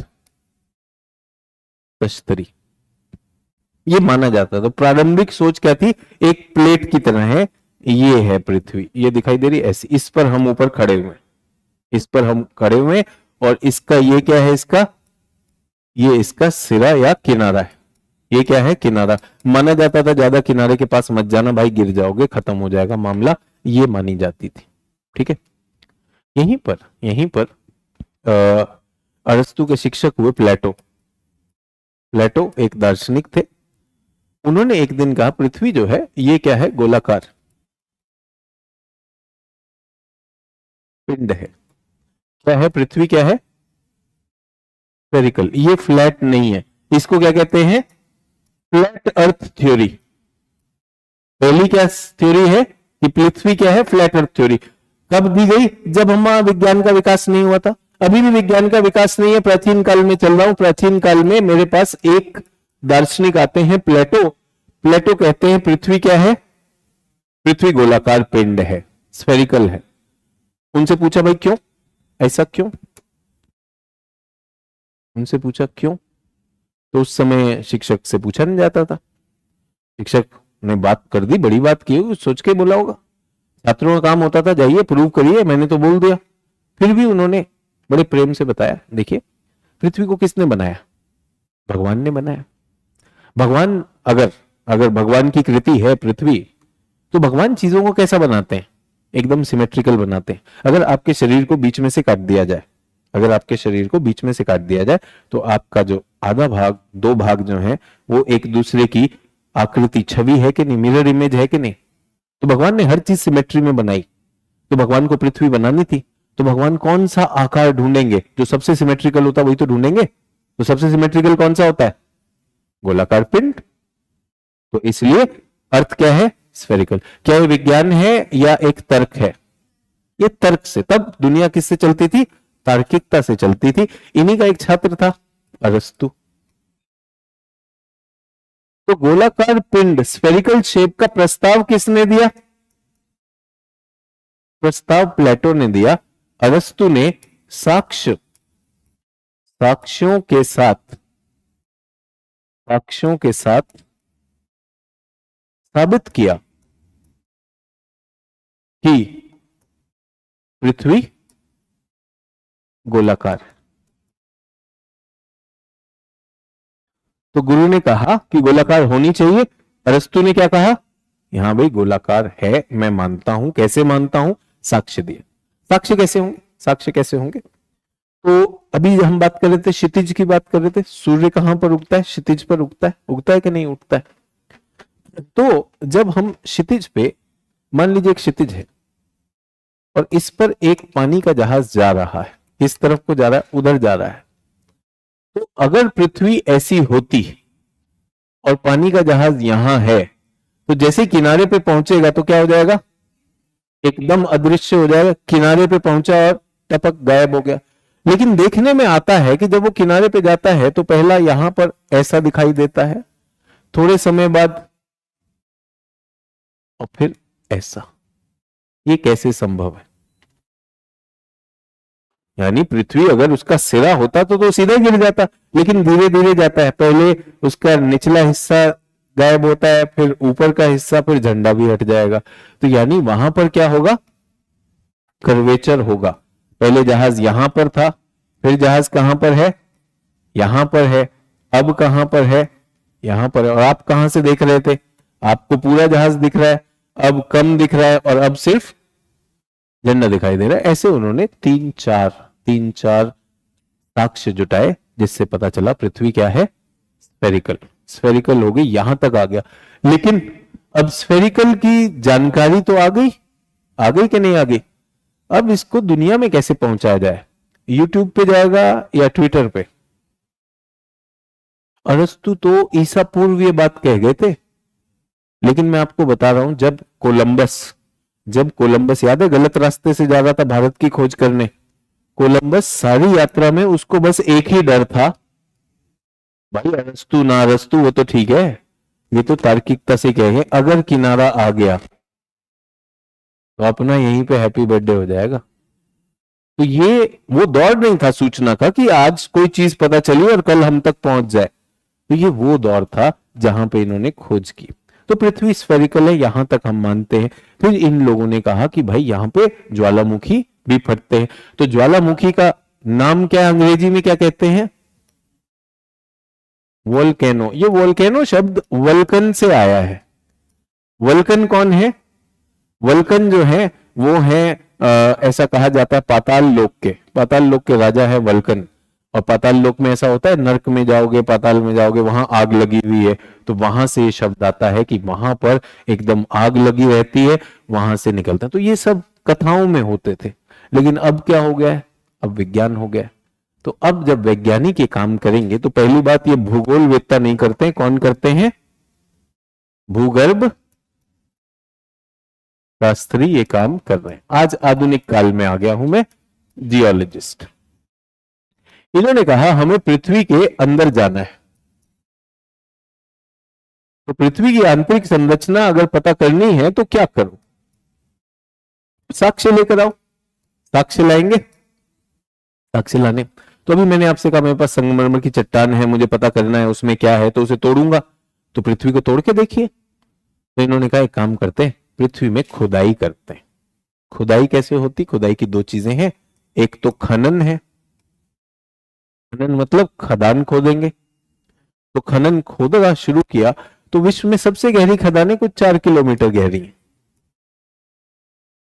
4 किलोमीटर गहरी, जो सबसे गहरी हम गए वहां तक है। हाँ ठीक है, डन। तो जो है वो वाली खदान जो है 4 किलोमीटर, और पृथ्वी का रेडियस कितना है? 6371, 6400 लिख दूं, 6400 चलेगा? कितना खोद पाए हो? कुछ खरोच पाए हो यार, सिर्फ खरोंचा ही खरोंचा है, अभी तो कुछ भी नहीं। तो इससे ज्यादा खदान नहीं जा रही थी। और फिर हमने कहा कोई बात नहीं, यहां पर क्या करते हैं? ड्रिलिंग। ड्रिलिंग मतलब सुरंग खोद लो। तो हमने सुरंग भी खोदी है। तो सुरंग कितनी खोदी? 12 किलोमीटर। ये हमारा शायद दक्षिण अफ्रीका में है, और ये हमारे रूस में मुर्मांस्क में है। इनसे ज्यादा मनुष्य जा ही नहीं पाया, इनसे ज्यादा मनुष्य जा ही नहीं पाया। और यहां पर क्या था? यहां पर तापमान बढ़ने लगा, जैसे जैसे अंदर जाते हैं तापमान बढ़ने लगता है। और तापमान के बढ़ने की दर क्या है? हर 32 मीटर की गहराई पर 1 डिग्री सेल्सियस बढ़ जाता है, ये हमें पता चला। ठीक है, तो हमारे कौन पृथ्वी के अंदर जाना चाह रहे हैं? भूगर्भ शास्त्री। भूगर्भ शास्त्री जाना चाह रहे हैं। जाने का क्या तरीका होगा? खुदाई करके चले जाओ। तो एक बहुत ही मशहूर लेखक हैं, उनका नाम है जूल्स वर्न। ठीक है, वो साइंटिफिक फिक्शन भी लिखते हैं, तो मैंने बचपन में उनकी बहुत सारी नॉवेल पढ़ी। तो उन्होंने एक कहानी लिखी है, journey to the centre of earth, कि पृथ्वी के 2 वैज्ञानिकों ने पृथ्वी के केंद्र में जाने के लिए सुरंग खोदनी शुरू की। इधर से घुसे थे, उधर से निकल आए, और बीच बीच में उन्हें कई लोक मिले, कहीं पानी मिला, कहीं कुछ मिला। बच्चे के तौर पे मुझे बहुत अच्छा लगा, मेरा भी मन था कि कभी पृथ्वी के अंदर मौका मिला तो अगली बार मैं भी घूम आऊंगा। बट वो क्या थी? वैज्ञानिक कल्पना थी। तो वैज्ञानिकों ने कल्पना करके ये काम तो किया, लेकिन उनके सामने समस्या क्या आई? पृथ्वी के अंदर जाना, पहले तो खुदाई मुश्किल है, और दूसरा क्या है? तापमान बढ़ जाता है। और अगर कोई चीज 6400 किलोमीटर का अगर रेडियस ही है, आपने अगर 10 से 12 किलोमीटर ही खोदा है, तो आपने ज्यादा नहीं खोदा है। तो यहां एक सीमितता आ गई। तो अब हमें क्या करना पड़ा? हमें कुछ और साक्ष्यों सोचना पड़ेगा। इसमें मैं चाहता हूं सभी लोग, पृथ्वी की सतह मुख्य रूप से आंतरिक प्रक्रियाओं द्वारा निर्मित है। जो सतह आज बनी है, क्या मैंने आपको बताया कि सतह का पहले हम एक तरल थे, उसके बाद ठोस हुए, फिर वो सतह भी टूट गई। याद है वो टूट गई कैसे? डीगैसिंग के दौरान। तो ये आंतरिक प्रक्रियाओं से निर्मित हुई है। ये प्रक्रियाएं लगातार पृथ्वी के को आकार देती हैं, और 2 तरह के बल होते हैं। कौन से बल? आंतरजनित और बहिर्जनित। जो पृथ्वी के अंदर से बल आते हैं उनको क्या कहते हैं? आंतरजनित। एकमात्र आंतरजनित प्रक्रिया है जो पृथ्वी की संरचनात्मक विन्यास को निर्धारित करती है, जो पृथ्वी बन गई है। और इसके लिए हमारे पास कौन से स्रोत हैं? प्रत्यक्ष और अप्रत्यक्ष स्रोत। तो मुझे बताइए, जब मैं खुदाई करके अंदर जा रहा हूं, वो प्रत्यक्ष है अप्रत्यक्ष? प्रत्यक्ष। तो पृथ्वी की सतह कैसे बनी वो तो हमने बात कर ली है, लिखने की ऐसी कोई जरूरत नहीं, आपको एनसीईआरटी में भी मिल जाएगा कि पृथ्वी सतह आंतरिक और बाहरी बलों से बनती है। हम उसके अंदर जाना चाह रहे हैं।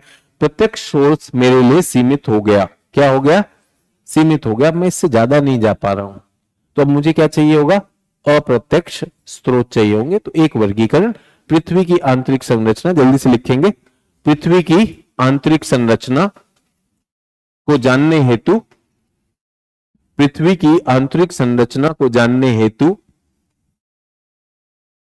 प्रत्यक्ष एवं अप्रत्यक्ष स्रोतों, पृथ्वी की आंतरिक संरचना को जानने हेतु प्रत्यक्ष एवं अप्रत्यक्ष स्रोतों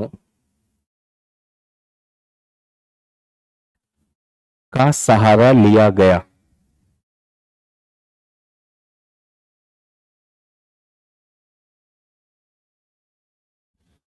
प्रत्यक्ष स्रोत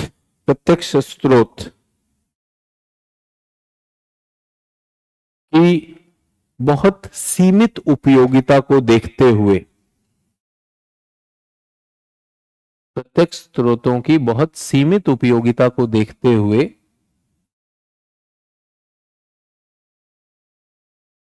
आज के भूगर्भ शास्त्री, आज के भूगर्भ शास्त्री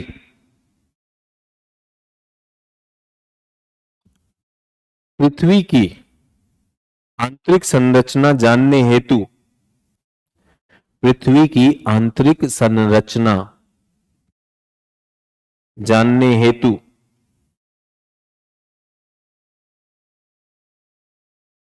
पृथ्वी की आंतरिक संरचना जानने हेतु अधिकांशतः अप्रत्यक्ष साक्ष्यों पर निर्भर हैं।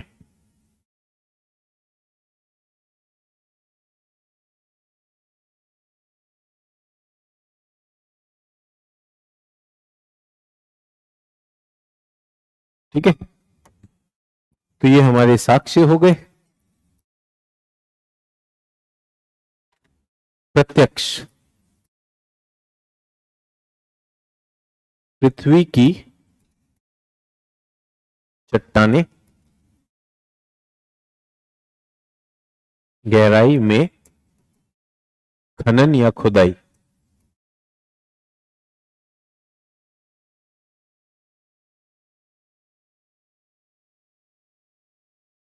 ठीक है, और ये कहां तक गए? हम सीमित है, सीमित है, और ये हम 12 से 14 किलोमीटर तक ही गए हैं। कहां पर? भूमि में या स्थल मंडल।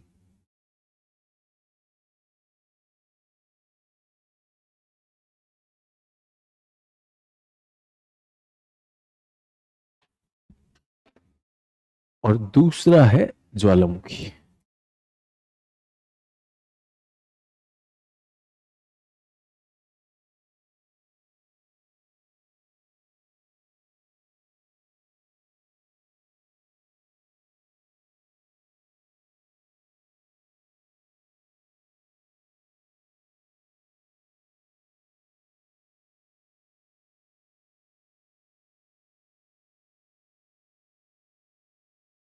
गर्म पिघले हुए शैल मिलते हैं हमें, ये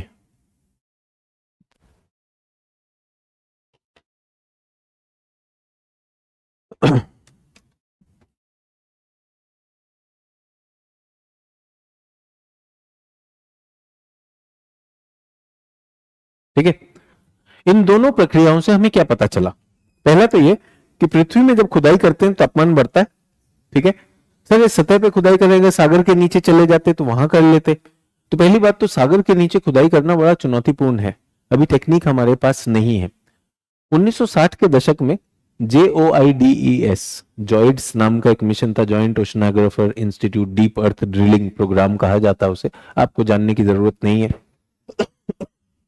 तो हमने वहां भी जाकर थोड़ी सी खुदाई करने की कोशिश की, वो भी बहुत गहरा नहीं हुआ। तो इस पूरे के पूरे का निष्कर्ष ये निकला है कि जब आप पृथ्वी में खुदाई करते हैं तो आपका तापमान जो है गहराई के साथ बढ़ता है। किस दर पे बढ़ता है? 32 मीटर पर 1 डिग्री सेल्सियस तापमान बढ़ता हमें दिखाई दिया। ठीक है, चलिए ठीक है, ये भी समझ में आ गया। लेकिन यहीं तक तो पता चला, इसके आगे बढ़ रहा है या घट रहा है ये नहीं पता चला। इसके आगे बढ़ रहा है या घट रहा है ये नहीं पता चला। उसके बाद ज्वालामुखी का उद्गार हुआ, वहां से क्या निकले?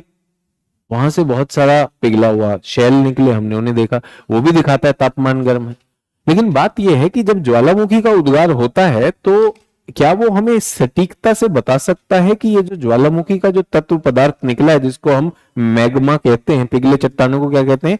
मैग्मा। जब वो सतह पे आ जाता है उसको लावा कहते हैं। अंदर मैग्मा, बाहर लावा। क्या हम लावा को देखकर ये बता सकते हैं कि पृथ्वी के कौन से भाग से आया है? ये भी मुश्किल है। तो पृथ्वी कहां तक ठोस है, कहां तक तरल है, ये पता नहीं। और ये तापमान भी थोड़ा बहुत हमें पता चला है, इतना ही पता चला है। इनको क्या कहा जाता है? इनको कहा जाता है हमारे प्रत्यक्ष। सतह की चट्टानें वास्तव में पृथ्वी के आसानी से उपलब्ध सामग्री हैं। सोने की खदानें लगभग 5 किलोमीटर गहरी हैं, जो हमने कहा दक्षिण अफ्रीका में लगभग 5 है, 4 के करीब कुछ है, वहां तक गई हैं। डीप ओशन ड्रिलिंग अभी आपको बताया, ओशन के समुद्र के तट में भी जाएं। और कोला प्रायद्वीप, ये और रूस लिखा था, रूस के कोला प्रायद्वीप में हमने किया तो वहां 12 किलोमीटर तक गए, ज्यादा कुछ हुआ नहीं। और ये आया ज्वालामुखी का उद्गार, तो लावा का अन्वेषण कर लो, ये पता चल जाएगा कि अंदर क्या है। अब मेरा सवाल आपसे ये है, इन दो चीज से एक चीज तो तय हुई कि पृथ्वी के अंदर तापमान है, तो पृथ्वी अंदर से गर्म क्यों है? पहला उत्तर तो ये ढूंढते हैं कि पृथ्वी के अंदर गर्मी का स्रोत क्या है। यहां पर अप्रत्यक्ष भी अभी लिखवाऊंगा, जल्दी से बताएं। पृथ्वी के अंदर ऊष्मा का स्रोत क्या है? केवल ऑफलाइन से पूछ रहा हूं, ऑनलाइन को जैसे ही मौका मिलेगा, सर जी एनसीईआरटी कौन सी लेनी है सर? सर कॉलेज जा रहे हैं, कौन सी वाली शर्ट पहन के जाएं, वो सब का कोई वो नहीं। पृथ्वी के अंदर इतनी ऊष्मा कहां से आई? उत्पत्ति के समय।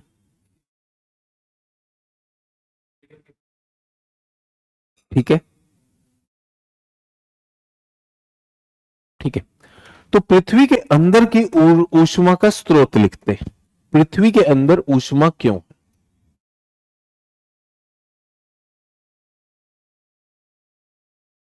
ऊष्मा के स्रोत क्या है? पहला, रेसिडुअल एनर्जी, पूर्व संचित ऊर्जा।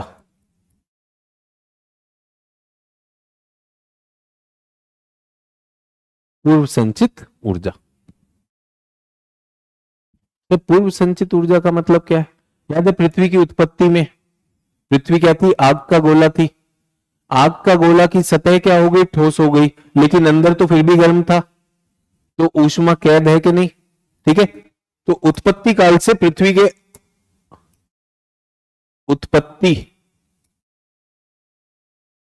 काल से पृथ्वी के अंदर कैद है ऊष्मा। ठीक है। चलिए, निकल नहीं रही है? निकल रही है। कैसे निकल रही है? ज्वालामुखी में निकल रही है। तो क्या मैं कह सकता हूं समय के साथ पृथ्वी ठंडी हो जाएगी? सतह पहले ठंडी होती है, अंदर सतह, तो सतह ठोस हो गई है, अंदर अभी भी क्या है?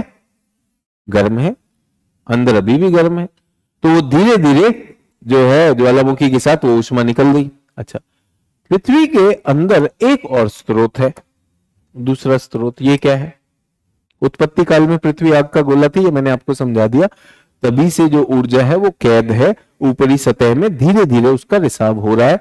और वही ऊर्जा डीगैसिंग चला रही है कि नहीं चला रही? पृथ्वी की डीगैसिंग कौन करवा रहा है? जो जिससे वायुमंडल की गैसें हैं, ये सब इसी को चला है। तो पृथ्वी अभी भी एक प्रेशर कुकर है, अंदर सीटी लगती रहती है, जब सीटी आती है तो वो ज्वालामुखी कहलाता है। दूसरा है नाभिकीय संलयन या विखंडन? विखंडन किसका? नाभिकीय तत्वों का, जैसे यूरेनियम, थोरियम। तो पृथ्वी के अंदर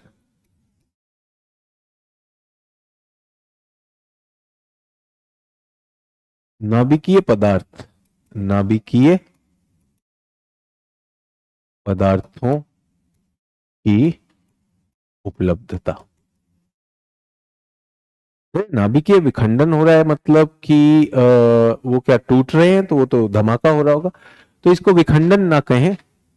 इसके लिए हमारे लिए शब्द होता है अंग्रेजी में रेडियो एक्टिव डीके। तो जितने भी रेडियो धर्मी पदार्थ हैं ना, वो अपने आप ही टूटते रहते हैं, डिके होता रहता है, और उसमें वो क्या करते रहते हैं, उसमें वो ऊष्मा सृजित करते हैं। जिन बच्चों ने विज्ञान पढ़ा होगा वहां पर आपने एक कॉन्सेप्ट पढ़ा होगा, हाफ लाइफ पीरियड। नाभिकीय पदार्थ जो है ना, अगर 100 ग्राम था तो कई हजारों वर्षों में उसकी नाभिकीय, हर एक पदार्थ की हाफ लाइफ होती है, वो अपने आप ही नष्ट होकर कितना रह जाएगा, आधा रह जाएगा। तो इसको क्या कहते हैं, रेडियो एक्टिव डिके। नाभिकीय पदार्थ प्राकृतिक रूप से धीरे धीरे उनका क्षय होता रहता है। तो अगर यहां पे विखंडन न लिखना हो तो आप उसकी जगह क्षय भी लिख सकते हैं। क्षय यानी डिके हो रहा है, और डिके होने का एक अवधि होती है, हर एक की एक अवधि होती है। आपका मन हो तो आज का होमवर्क देखिएगा, यूरेनियम का हाफ लाइफ पीरियड कितना है।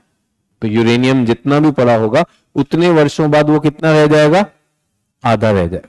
आप अगर इसकी तुलना करना चाहें तो घर में सोचिए, वो होता है पूजा के लिए कपूर का प्रयोग होता है, कपूर को खुले में छोड़ दीजिए तो क्या हो जाएगा, उड़ जाएगा कि नहीं उड़ जाएगा, बट एकदम से तो नहीं उड़ेगा, समय लेगा। ऐसे ही नाभिकीय पदार्थ है, ये इनका क्षय होता रहता है, ये क्या करते हैं, ऊर्जा सृजित करते हैं।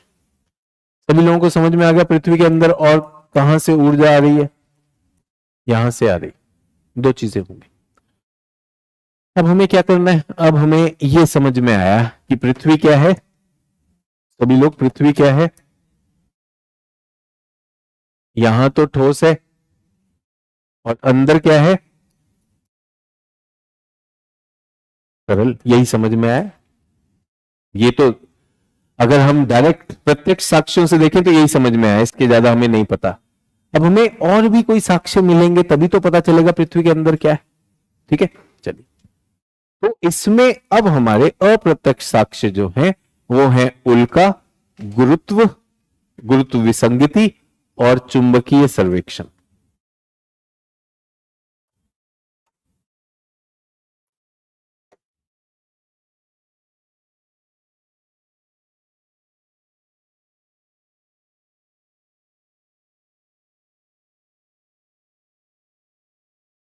गुरुत्व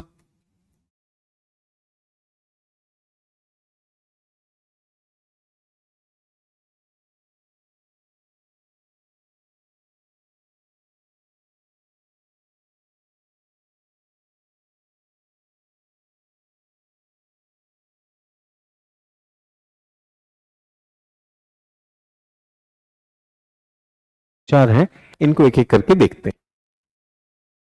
अब पृथ्वी पे तो भाई इतना ही पता चला है कि यही साक्ष्य है, इतना ही चल सकता है। अब हम इनका एक एक करके निरीक्षण करेंगे। गुरुत्व विसंगति को जो अंग्रेजी में लिखना चाहते हैं वो लिख सकते हैं ग्रेविटी एनोमली, ANOMALY, और मैग्नेटिक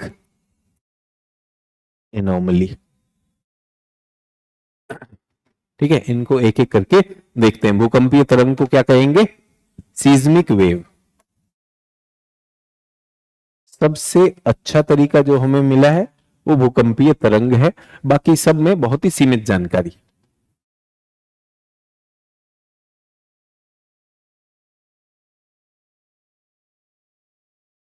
पहला देखिए उल्का अध्ययन।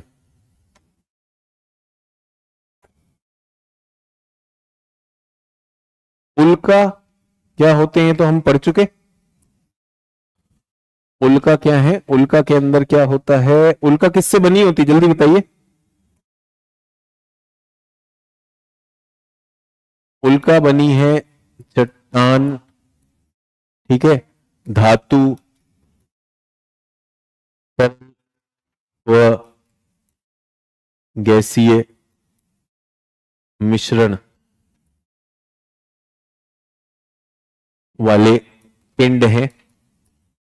अच्छी बात है। दूसरा, उत्पत्ति पृथ्वी के समकालीन है। तो जो चीज पृथ्वी के साथ बनी हो, जो चीज पृथ्वी के साथ बनी हो और जिसमें कई पदार्थ मिलते हैं, अगर उसका अध्ययन किया जाए तो क्या अप्रत्यक्ष रूप से, अप्रत्यक्ष रूप से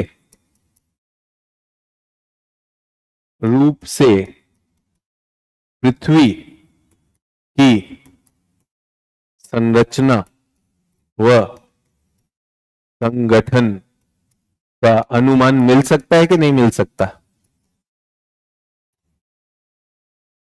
इसलिए यह विचार आया। सब लोगों को पहले विचार समझ में आना चाहिए कि भाई उल्का भी तो कुछ लेकर आएगी और तभी बनी है, पृथ्वी के साथ ही बनी है, पृथ्वी के साथ ही बनी है। तो जो उल्का पृथ्वी पर टकराएगी, अगर उसके अवशेष मिल गए, पृथ्वी पर टकराए उसके अवशेष मिल गए, तो हम उन अवशेषों को, उनका जो है अनुसंधान करिए और पता कर लीजिए। समझ में आ गया क्यों ये साक्ष्य बना। और अप्रत्यक्ष क्यों कह रहे हैं, भाई पृथ्वी का सैंपल थोड़ी है, बाहर का सैंपल है, इसलिए अप्रत्यक्ष है। डन। अब इसमें एक चुनौती आ गई, या इसमें चुनौती क्या है,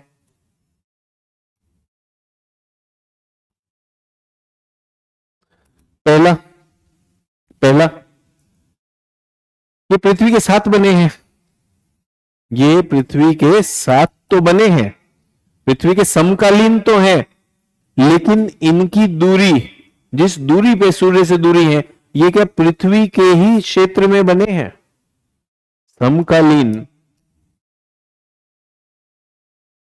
इज नॉट इक्वल टू समान, है कि नहीं।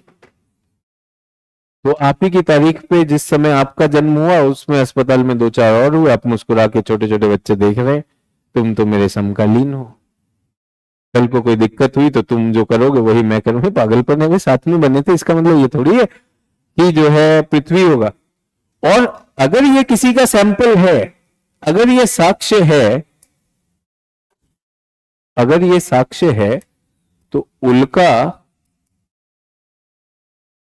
सौर मंडलीय पदार्थ का साक्ष्य है, ये थोड़ी पृथ्वी का साक्ष्य है। वहां तक तो ठीक है, पृथ्वी का साक्ष्य, यहां पे प्रश्नवाचक चिन्ह लग जाएगा कि नहीं लग जाएगा, ठीक है। तीसरा, उल्का पिंड बहुत छोटा होता है। उल्का पिंड क्या होता है, बहुत छोटे आकार का होता है। पृथ्वी बड़ी है, और पृथ्वी बड़ी भी है, और पृथ्वी में अंतर्जात व बाह्यजात प्रक्रियाएं हैं, है या नहीं, या अंतर्जात प्रक्रियाएं रखते हैं, बाह्यजात हटाते हैं, अंतर्जात प्रक्रियाएं हुई हैं। पृथ्वी इतनी बड़ी है कि उसके अंदर ही बहुत सारी चीजें हो रही हैं, तो क्या उल्का पिंड में भी हुई होंगी वो, सोच के देखिए। एक 50 किलोग्राम का उल्का पिंड और पृथ्वी का भार, हम कह रहे हैं जो उल्का पिंड में वही पृथ्वी में हो रहा है। पृथ्वी की अंतर्जात प्रक्रियाओं ने क्या पृथ्वी को बदल दिया होगा कि नहीं बदल दिया होगा।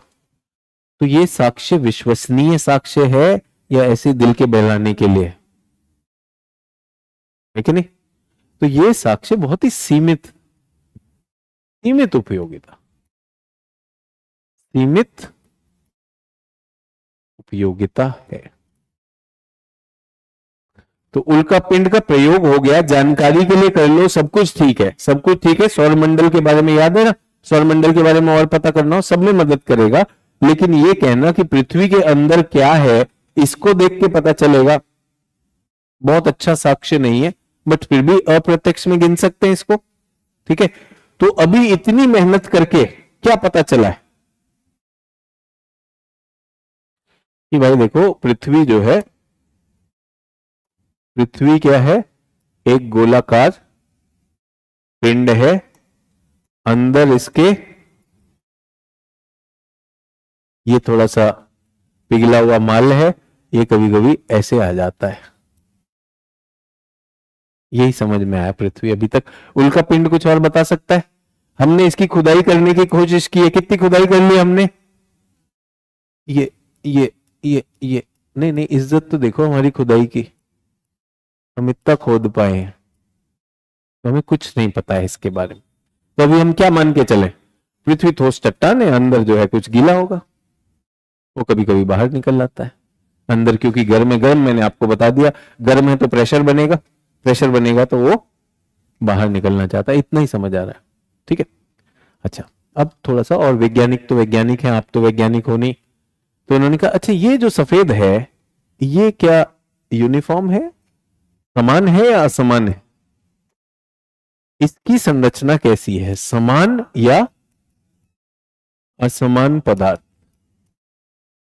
ये कैसे पता चले, ये कैसे पता चले? तो कई चीजें इन्होंने करना शुरू किया। तो सभी लोगों से बताना चाहता हूं, ये एक व्यक्ति है, ये एक व्यक्ति है, यहां पर ये खड़ा हुआ है और यहां पर मैंने एक मशीन लगा रखी है, मशीन इसका वजन लेती है, इसका वजन आया 60 किलोग्राम। ठीक है, ये इसका भार है। तो भार का क्या मतलब होता है?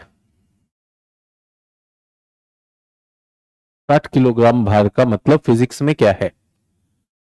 ये व्यक्ति 60 किलोग्राम के बल से नीचे की तरफ, पृथ्वी की तरफ खींच रहा है। भार क्या होता है? भार एक बल होता है। क्या होता है? भार क्या होता है? बल, फोर्स होता है। ठीक है, और ये जो व्यक्ति है इसके अंदर क्या है? हार्ड मास क्या है इसका? वो क्या कहलाता है? इसका द्रव्यमान कहलाता है। वो क्या कहलाता है? द्रव्यमान, यानी मास। अंग्रेजी में क्या कहते हैं? मास। मास द्रव्यमान है। तो कितना मास है वो हो गया, तो हमारे शरीर में हार्ड मास जो है, और उसका वजन क्या होता है? ग्रेविटी की फोर्स जो होती है ना, ग्रेविटी की फोर्स, ग्रेविटी की फोर्स क्या होती है? एम मास इंटू जी। ऐसे सुना? M G. जी क्या होता है? ग्रेविटी की वजह से जो त्वरण होता है, एक्सीलरेशन ड्यू टू ग्रेविटी। और ये क्या है? Gravity force. इसे ही हम क्या कहते हैं? भार।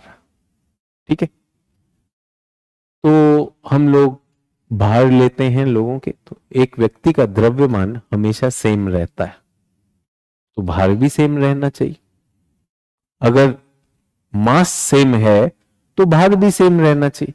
लेकिन हमने पाया पृथ्वी पर श्रीमान चंपक का भार, यहां पे चंपक साहब 70 किलोग्राम के हैं और यहां पे चंपक साहब 60 किलोग्राम के।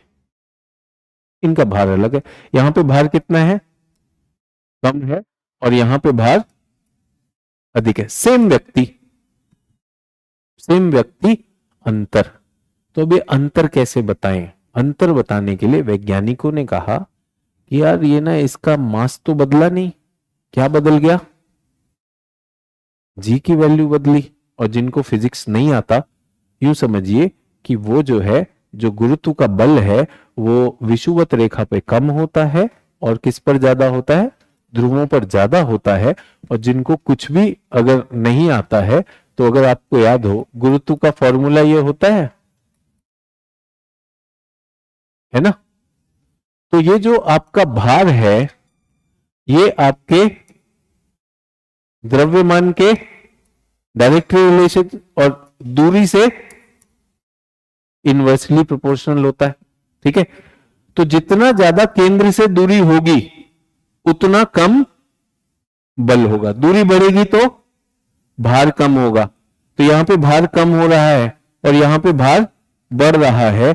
वैज्ञानिकों ने पाया यार यहाँ पे भार बढ़ने का कारण यह है कि केंद्र से दूरी कम है ना, कम होगी तो भार बढ़ेगा, इनवर्सली प्रोपोर्शनल। और यहां पर दूरी ज्यादा है, इसका मतलब पृथ्वी जो है स्फेरिकल नहीं है। पृथ्वी क्या है? पृथ्वी की आकृति कुछ ऐसी है, ध्रुवों पर चपटी और विषुवत रेखा पर, ये किससे पता चला? किसको पढ़ा? गुरुत्व को। तो इसे क्या कहा गया? अपेक्षा क्या थी? सब जगह सेम भार होना चाहिए, लेकिन अपेक्षा के परे निकला। अपेक्षा के परे निकला तो क्या निकला? विसंगति हुई कि नहीं हुई? तो विसंगति से पता चला, विसंगति से पता चला कि पृथ्वी के जो जो डायमीटर है, व्यास है, वो हमारा विषुवत रेखा का व्यास ज्यादा है और ध्रुवों का व्यास कम है। तो क्या हम इसे भी एक साक्ष्य मान सकते हैं? क्या लिखा है हमने साक्ष्य यहां पर? गुरुत्व विसंगति। समझ में आया? तो गुरुत्व विसंगति ने हमें क्या बताया कि पृथ्वी पर हर जगह पर समान गुरुत्व बल नहीं लग रहा है। गुरुत्व में अलगाव होने का कारण क्या निकला? क्या कारण निकला? पृथ्वी के केंद्र से दूरी, केंद्र से दूरी। यहां तक पढ़ रहे थे। उसके बाद एक और चीज पढ़ी,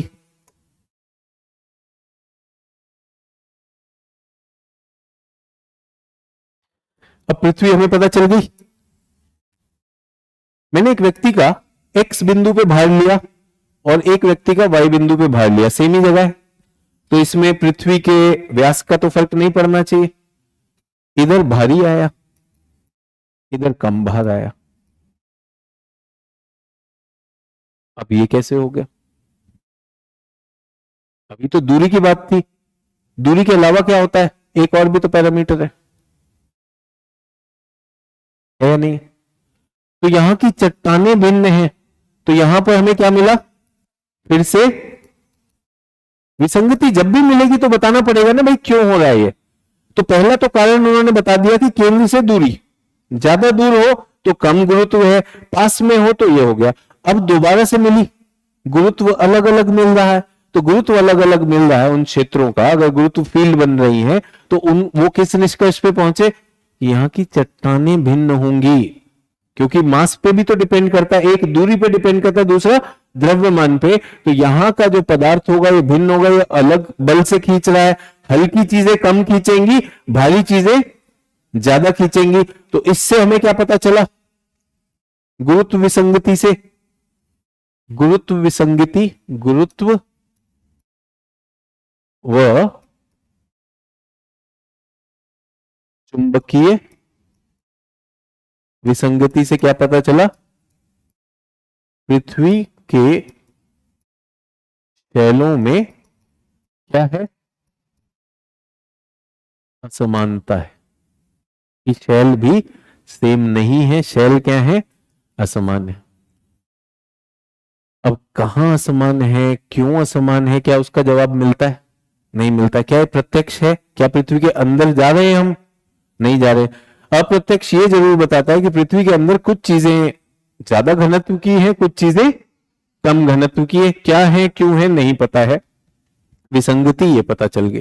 ठीक है, अब चुंबक पे आते हैं, चुंबकीय।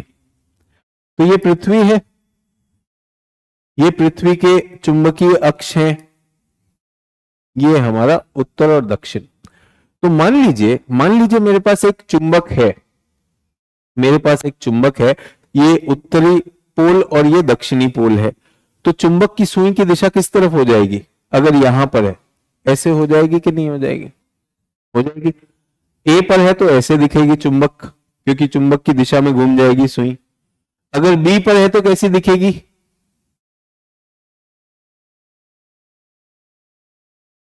ऐसी दिखेगी।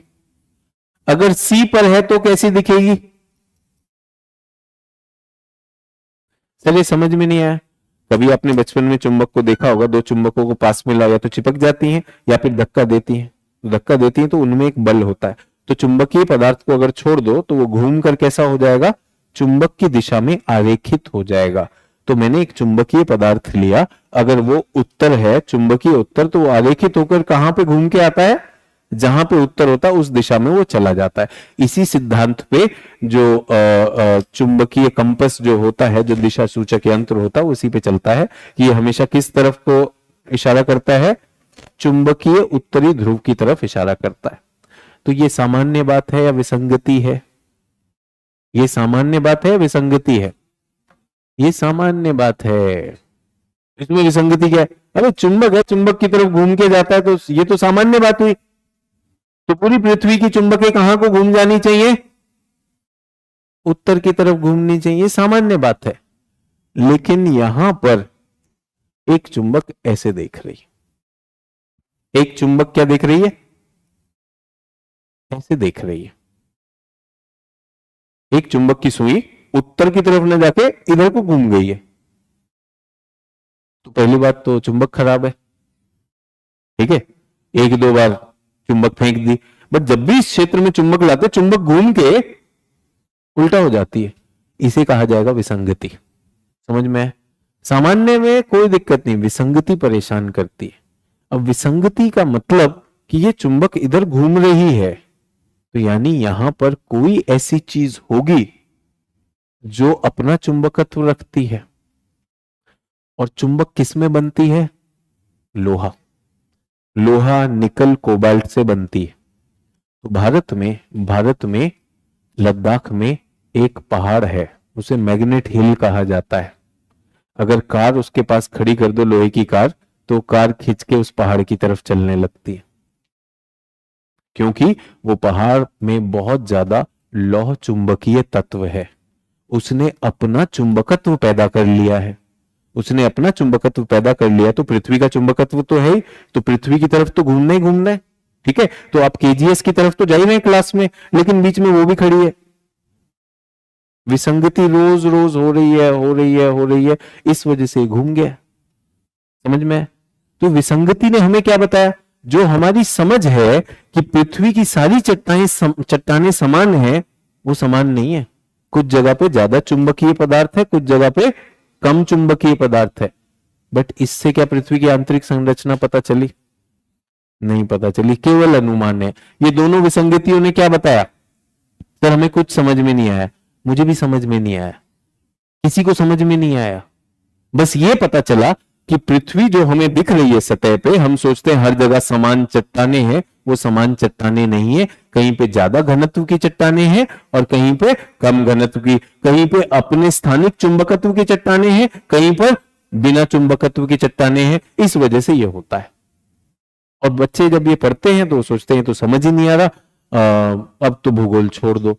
बात यह है कि ये यहीं पर रुकना है, क्योंकि इसके बाद भूगोल शुरू होता है। हम सोचते हैं तो बहुत टेक्निकल है यार, क्या पढ़ा रहे हैं। अरे सारे वैज्ञानिक इस निष्कर्ष पे पहुंचे कि समय व्यर्थ हुआ। मिला क्या? उल्का पकड़ के देख, उल्का को खोलो, इसका डाइसेक्शन करो, क्या निकला? इसमें निकला लोहा। अच्छा फिर पृथ्वी में भी है, हाँ है, इसमें तांबा भी है, पृथ्वी में भी अब है, कहां पे है? ये पृथ्वी की आंतरिक संरचना थोड़ी बता देगी। उसी तरह से गुरुत्व और चुंबकीय विसंगति। मास्टर जी गुस्सा है, उन्होंने छात्र को थप्पड़ मार दिया। थप्पड़ मारा, ऐसे मारा था थप्पड़, वो बेचारा उड़ता हुआ दूर जाके गिरा। लोगों ने कहा देखो कितना क्रूर मास्टर, बच्चे को उछाल के मारा, ठीक है। दूसरे ने मारा और छात्र हिला भी नहीं, पलक भी नहीं झपकी, मास्टर को घूर रहा है। बस इससे क्या पता चला? सभी छात्र समान कंपोजिशन के नहीं है। कुछ हल्के फेदर वेट है, इनको ऐसे उंगली लगाए उड़ जाते हैं, कुछ ऐसे इनको हथौड़ा मारो ये नहीं हिलेंगे। इससे पृथ्वी की आंतरिक संरचना कैसे पता चली? बट एनसीईआरटी में लिख के दे दिया ये, और छात्र पढ़ता है और छात्र दुखी होता है, भाई साहब ये कितना कठिन है, कुछ समझ में नहीं आ रहा, चट्टाने हैं, कितना गहरा खुदाई करनी है, कोई कोला प्रायद्वीप कह रहा है, कोई डीप ओशन, कुछ पता नहीं चला, फेल। ज्वालामुखी फेल, उल्का पिंड फेल, ये भी फेल, ये भी फेल, इनसे कुछ नहीं। इससे पता चला, भूकंप की तरंगों से पता चला कि पृथ्वी की आंतरिक संरचना क्या है। तो अगर मुझसे कोई पूछे कि पृथ्वी की आंतरिक संरचना किससे पता चली, तो एक अप्रत्यक्ष साधन जिसे भूकंप की तरंग कहते हैं उससे पता चला, और किसी से पता नहीं चला। बाकी सबसे यह पता चला कि अंदर असमानता है, लेकिन क्या है क्यों है वो बिल्कुल नहीं पता चला।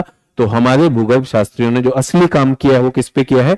भूकंपीय तरंगों पर काम किया है। तो ये हमें समझ में आना चाहिए। यार अब चैट ऑन कर दो अगर इनके कुछ है तो।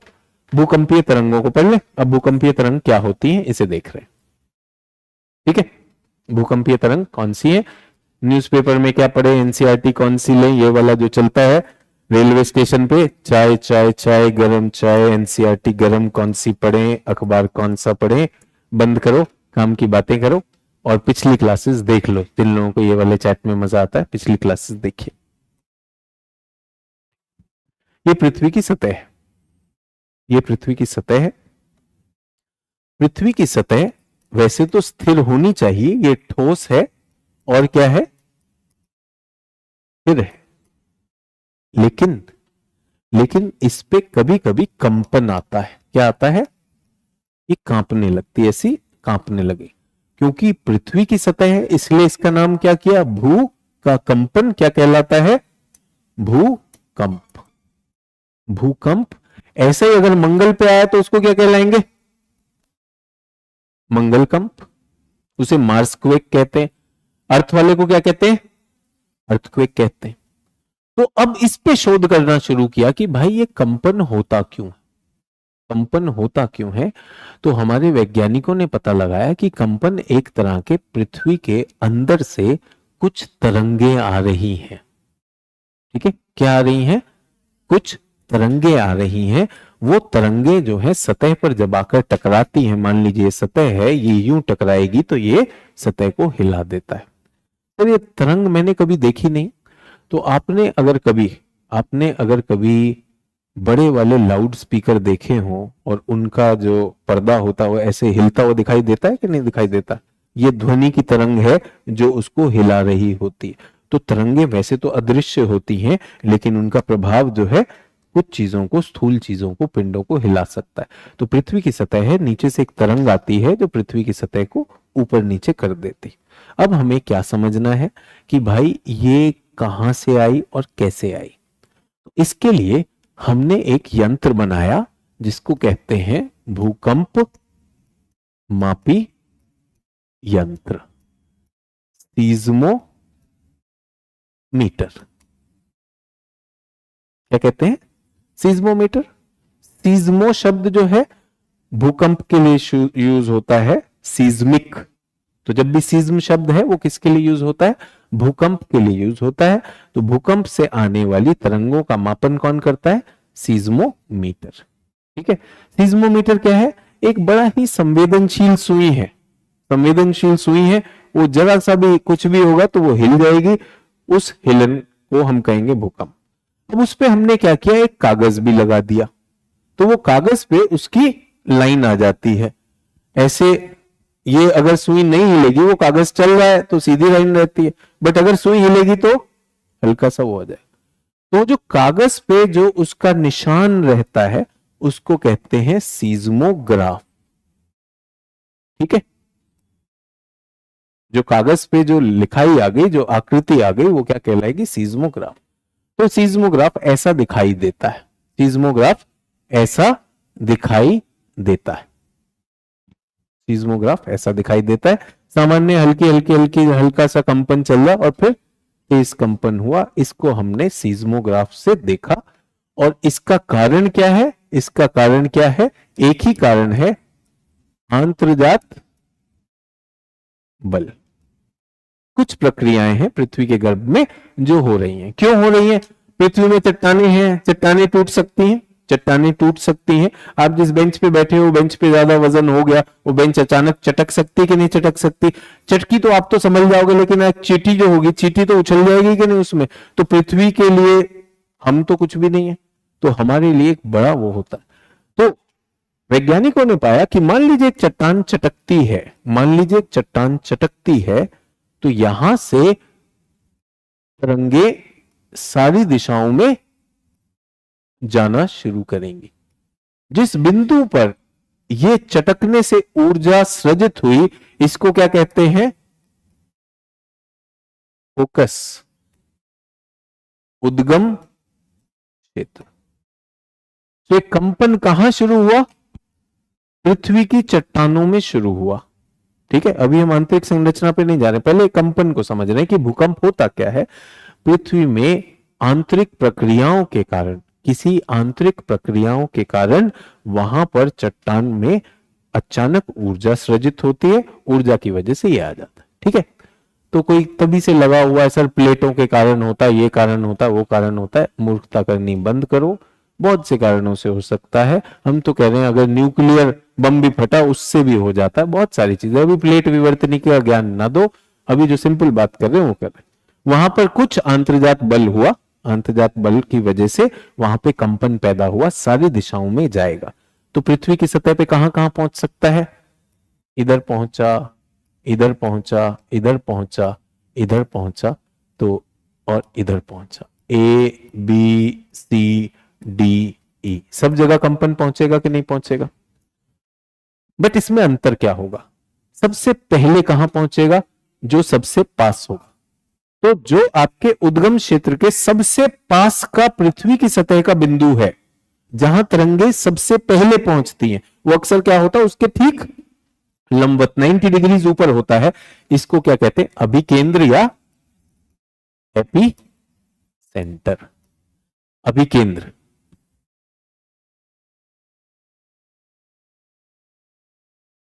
ये क्या हो गया? हमारा एपी सेंटर हो गया।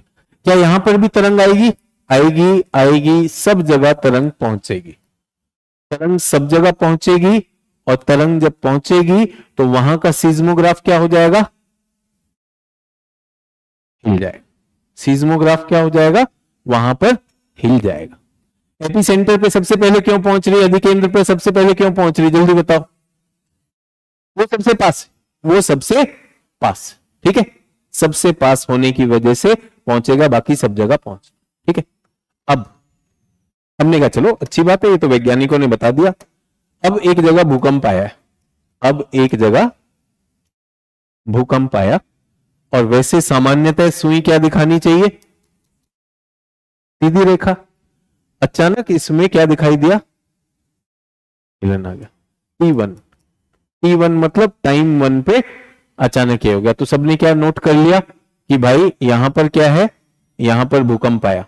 लेकिन ऐसा पाया गया कि थोड़ी ही देर में एक और कंपन होता है और फिर ऐसे चला जाता है। तो भूकंप से एक तरंग नहीं आती, कितनी आती हैं? 2 आती। भूकंप से कितनी आती हैं? 2 आती हैं।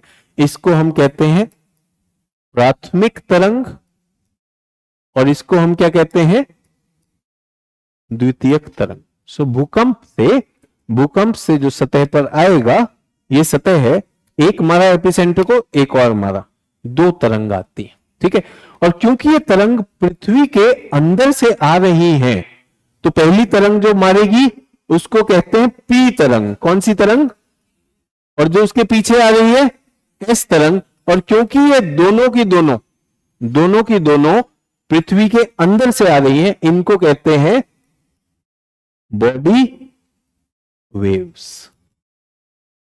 तो पृथ्वी के अंदर की तरंग को क्या कहते हैं? Body wave. ये पृथ्वी के अंदर से आंतरिक तरंगे हैं।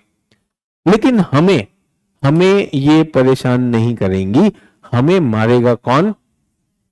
सतह का हिलना मारेगा। ये तो अंदर से आया, अंदर से कुछ भी चल रहा, ये मारेगा। ये कहलाती है धरातलीय तरंग। ऊपर कौन सी आएगी? धरातलीय, यानी सरफेस वेव्स। भूकंप समझ में आया? अब इसका भूगर्भ शास्त्र इन्होंने कैसे किया, इससे पृथ्वी की आंतरिक संरचना कैसे निकाली, ये आपको एनसीईआरटी से देखना है, वो कल मैं बताऊंगा। पहले भूकंप में कौन सी तरंगे आती है? एक तो बॉडी वेव, जो उसके अंदर शरीर, पृथ्वी के शरीर के अंदर हो गई, वो हो गई। ठीक है, ये ऊपर आएंगी और एक एक करके आती है। पहले कौन सी आती है? पी वेव, फिर एस वेव आती। आप एनसीईआरटी में पढ़ेंगे कि इनकी प्रकृति अलग होती, इनकी प्रकृति की वजह से हमें पृथ्वी की आंतरिक संरचना पता चली। ठीक है, दूसरी बात, जब ये सतह पे आ जाती हैं तो सतह पे क्या करती हैं? ये नुकसान करेंगी, तब इनको क्या कहा जाएगा, धरातलीय तरंग। मैं आपको कौन सी बताने वाला हूं, जो अभी हम पहुंचे, मैं केवल आंतरिक तरंगों की बात करूंगा। जब मैं आपको भूकंप का चैप्टर पढ़ाऊंगा तब मैं इन धरातलीय तरंगों की बात करूंगा। अभी हमें नहीं चाहिए, क्योंकि हमें तो पृथ्वी के अंदर की संरचना करनी है। तो पी वेव और एस वेव कैसी दिखाई देती है, ऐसी दिखाई देती है। पहले पी आएगी, फिर एस आएगी, और आखिर में जब सतह पे पहुंचेगी तो धरातलीय। सभी को समझ में आ गया पी वेव एस वेव क्या है। अब पी वेव जो है, पी वेव और एस वेव की प्रकृति अलग है। जो हमारी पी वेव है वो लॉन्गिट्यूडनल है, वो ऐसे चलती है। कैसे चलती है, ये फिजिक्स में हमने पढ़ा था, ठीक है, अनुदैर्ध्य रूप से चलती है। और ये क्या चलती है, ये ट्रांसवर्स चलती है, इसमें लहर ऐसे आती। तो आपने स्प्रिंग देखा होगा, स्प्रिंग ऐसे ही जाता है कि नहीं जाता है। आपने अगर कभी स्प्रिंग देखा हो तो समुद्र की लहरें ऐसे आती, एस वेव ऐसी होती है। और ये वाली कौन सी होती है, पी वेव। पी वेव में भेदन क्षमता ज्यादा होती है, जैसे हमने देखा था लाइट में देखा था यूवी रेज, और इसमें एनर्जी ज्यादा होती है। तो ये पहले आती है, तेजी से आती है। ये एस वेव पीछे आती है, धीरे धीरे आती है। इसमें भेदन इतनी ज्यादा होती है कि ये तरल और ठोस दोनों को पार कर सकती है। ये कौन सी वेव है, पी वेव। एस वेव क्या है, ठोस में तो चलती है, तरल में ये फंस जाती है। तो ये गुण जो है हमें बहुत कुछ अंदर में, पृथ्वी के अंदर क्या है, पृथ्वी कहां पर तरल है, कहां पर ठोस है, और इनकी गति के आधार पर ये करेंगे। ऐसा चित्र एनसीईआरटी में दिया हुआ है। ये चित्र अक्सर कंफ्यूजिंग होता है। कल इस चित्र को कुछ बनाएंगे भी, कल बनाएंगे भी, बना के भी देखेंगे कि हमें कैसे पता चला कि पृथ्वी के अंदर एक तरल भाग है। हमें कैसे पता चला कि तरल भाग के अलावा अंदर एक कोर भी है। तो पृथ्वी में क्या है, पृथ्वी की आंतरिक संरचना क्या है, एक संकेंद्रित संरचना है। पृथ्वी को अब काटा तो हमने पाया इसके अंदर एक संकेंद्रित संरचना है। एक परत, परपटी, फिर मेंटल, फिर कोर, और कोर में भी दो चीजें। और ये सारी बातें आप मुझे बताइए, उल्का बता सकती थी, बेकार है। हम जो खुदाई कर रहे हैं, खरोंच रहे हैं सतह पे, बता सकती थी, वो भी बेकार है। गुरुत्व और मैग्नेटिक विसंगति बता सकती है, ये तो बता सकती है, पदार्थ अलग है भाई। अंदर घुसना और अंदर से देखना कि यार ये तो परतदार है, संकेंद्रित परतें हैं, ये कैसे पता चलेगी, ये हमारी इन्हीं किरणों से पता चलेगी। तो इन किरणों को कल हम पढ़ेंगे, छोटा सा होगा, 15 मिनट का काम होगा। किरणों पर भी प्रश्न पूछे उसने पी और एस वेव पे, तो उनके एक दो प्रश्न भी लाऊंगा। फिर सीधा पृथ्वी की आंतरिक संरचना को देखेंगे, उसमें कुछ वैल्यूज हैं वो करेंगे, और पृथ्वी की आंतरिक संरचना खत्म करने के बाद हम सीधा अब भूगोल में आ जाएंगे कि आंतरजात बहिर्जात बलों को छोड़ते हुए फिर जो कुछ छात्र यहाँ प्लेट टेक्टोनिक्स की बात कर रहे हैं वो सारी बात वो हम करेंगे, ठीक है। तो ऑनलाइन छात्रों से फिर से रिक्वेस्ट है, जो भी छात्र बीच में रुके हैं, बीच में जुड़े हैं, तो पहले क्लासेस हो चुकी हैं, बुक्स क्या है वो बताई जा चुकी हैं। पहले ही दिन जब मटेरियल डाला था, चैट में पूछा था बच्चों को मिला है नहीं मिला, सबने उसमें चेक भी कर लिया था। अगर आपको नहीं मिला तो आस्क डाउट सेक्शन होता है आपके वेबसाइट पे, प्लीज उस पर संपर्क करें। और मैं इसमें तकनीकी मामलों में आपकी कोई खास सहायता नहीं कर पाऊंगा। धन्यवाद, जय हिंद।